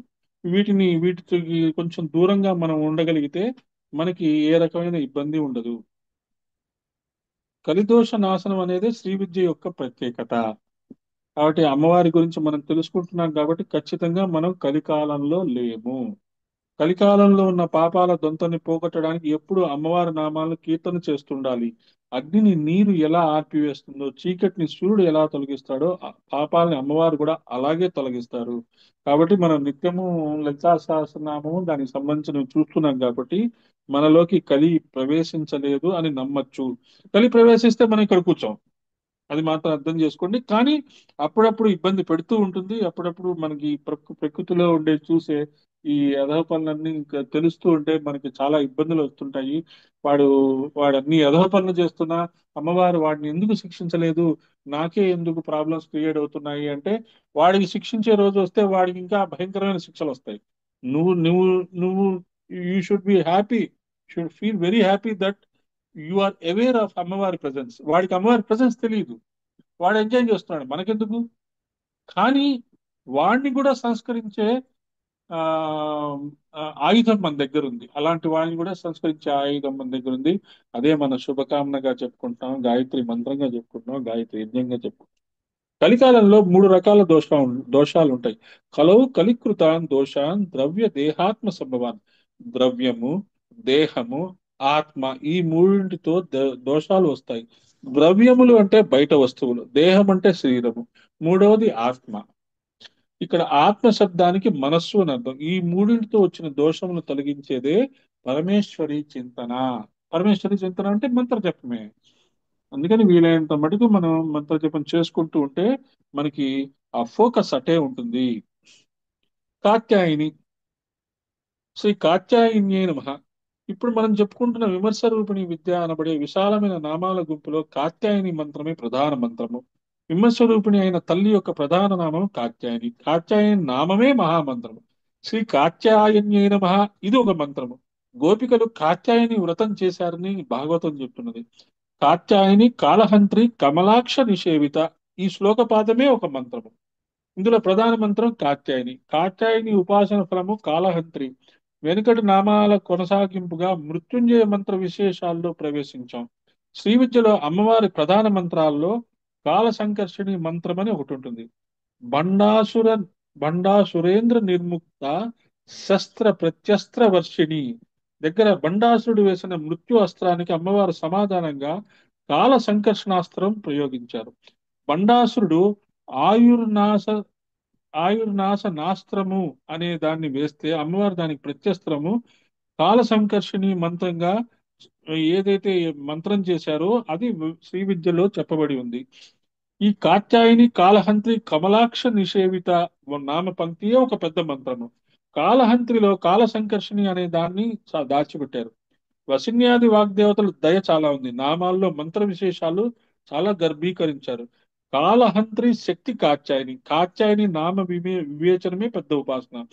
కాబట్టి కాత్యాయని అనే నామాన్ని మనం డిస్కస్ చేయడమే ఒక పెద్ద ఉపాసన. అది అర్థం చేసుకోవాలి. అమ్మవారు కైలాసంలో ఉండగా సరదాగా వచ్చి శివుడు కనులు మూసిందట. ఆ సరదాగా కనులు మూసేటప్పటికి ఏమైంది, మొత్తం లోకాలన్నీ చీకటైపోయాయి. వెంటనే అమ్మవారి చేతులు తీసేసింది. పరమేశ్వరుడు కళ్ళు తెచ్చాడు. క్షణకాలమే మూసింది. అతడి ఒక్క క్షణం కొన్ని యుగాలతో సమానం. ఆ మొత్తం ప్రళయావస్థగా మారింది. అది టైం డైలేషన్ అంటారు. ఆ టైం డైలేషన్ గురించి చెప్పారు. సూర్య చంద్ర అగ్ని నేత్రాలు ఈ మూడు మూసివేయగానే జగత్తుకు ప్రళయం ఏర్పడింది అన్నాడు చూడు. అమ్మవారు ఏదో క్యాజువల్ గా కళ్ళు మూసేశారు, ఈ లోపలే ఇక్కడ ప్రళయం వచ్చేసింది. మొత్తానికి స్థితిలో ఉన్న జగత్తుకి అకాల ప్రళయం ఏర్పడింది కనుక దోష పరిహారార్థం నువ్వు ప్రాయశ్చిత్తం చేసుకోవాలని పరమేశ్వరుడు చెప్పాడు. అమ్మవారికి ప్రాయశ్చిత్తమా అని మనం అనుకోకూడదు. ఒక శాస్త్రం చెప్పినాడు, వారికి పాపం లేకపోయినా వారు దాన్ని అనుసరిస్తారు. వారు దానివల్ల లోకానికి ఒక కళ్యాణం చేస్తారని గుర్తించాలి. వారికి ప్రాయశ్చిత్తం అక్కర్లేదు. రామచంద్రమూర్తికి తిరిగి శివుని ప్రతిష్ఠ చేసి పాపం పోగొట్టుకోవాల్సిన అవసరం లేదు. ఎందుకంటే రావణుడు ఆ బ్రహ్మడు, అంటే ఏంటి బ్రహ్మకి పుట్టినవాడు, బ్రహ్మకి మనవడు. కానీ రాక్షసత్వం ఉంది, కానీ వాడిని చంపాడు. చంపినందువల్ల దాన్ని మళ్ళీ పాపం పోగొట్టుకోవాలి రాముడు. అందుకని ఏం చేస్తాడు, శివుడు ప్రతిష్ఠ చేస్తాడు. ఆ రామేశ్వరంలో శివుడు ప్రతిష్ఠ చేసినందువల్ల ఆయన పాపం పోయింది అని మనం అర్థం చేసుకోవాలి. హిమాలయాల్లో కతవుడు అనే ముని కుమార్తెగా కావాలని తపస్సు చేశాడు కాబట్టి ఈ పార్వతి పుట్టింది. అది మనం అర్థం చేసుకోవాలి.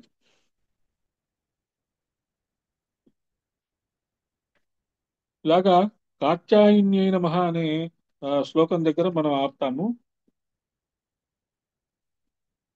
ఇన్ని శ్లోకాలు మనం తెలుసుకుంటూ, ఇన్ని విషయాలు మనం అర్థం చేసుకుంటూ, ఈ కాత్యాయని అనేది ఇంకా కంప్లీట్ కాలేదు. ఇందులో చాలా సీక్రెట్స్ చెప్పారు, కానీ సమయాభావం వల్ల మనం ఇక్కడ ఆపేయాల్సి వస్తుంది. నెక్స్ట్ సెషన్ లో మళ్ళీ మనము కాత్యాయని అయిన కంటిన్యూ చేస్తాము.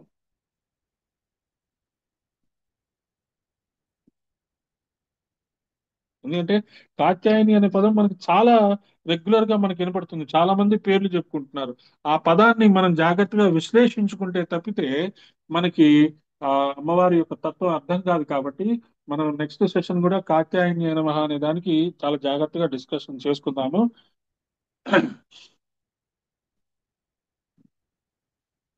స్వస్తి ప్రజాభ్యం పరిపాలయంతాం న్యాయేన మార్గేణ మహిం మహిషా గోబ్రాహ్మణేభ్యో శుభమస్తు నిత్యం లోకాः సమస్తాः సుఖినో భవంతు కాలే వర్షస్తు పర్జన్య పృథివీ సస్యాన్ని దేశోయం క్షోభరహితో బ్రాహ్మణాः సంతు నిర్భయాः సర్వే భవంతు సుఖినः సర్వే సంతు నిరామయ సర్వే భద్రాణి పశ్యంతు మా కశ్చిత్ దుఃఖమాప్నుయాత్ అపుత్రాः పుత్రిణः సంతు పితృణः సంతు పౌత్రిణः నిర్ధనాः సదనాः సంతు జీవంతు శ్రద్ధాం సుతం త్వం శ్రద్ధాం మేధాం యశ ప్రజ్ఞాం విద్యాం పుష్టిం శ్రియం బలం तेज आयुष्यम आरोग्यम देह में अव्यवहान ओम शांति शांति शांति शांति शांति अस्तोमा सद्गमे तमसोमा ज्योतिर्गम चोरमा मृतंगम साधमा परमात्मा अव्यवस्थाम సువ్యవస్థాంగమే ఓం శాంతి శాంతి శాంతి శాంతి శాంతి శాంతి. అమ్మా నీ అనుగ్రహం మాకందరికి కావాలి. మాకు ప్రపంచానికి సేవ చేసే అవకాశం ఇవ్వాలి. శ్రీ విద్యలో మేము పరిపక్వత చెందాలి. మాకు మళ్ళీ మళ్ళీ మనకి ఈ పాపాలన్నీ మావి కాకుండా మొత్తం మానవాళి యొక్క పాపాలను కడిగించేటట్టుగా మాకు అవకాశం ఈ తల్లి అనుగ్రహం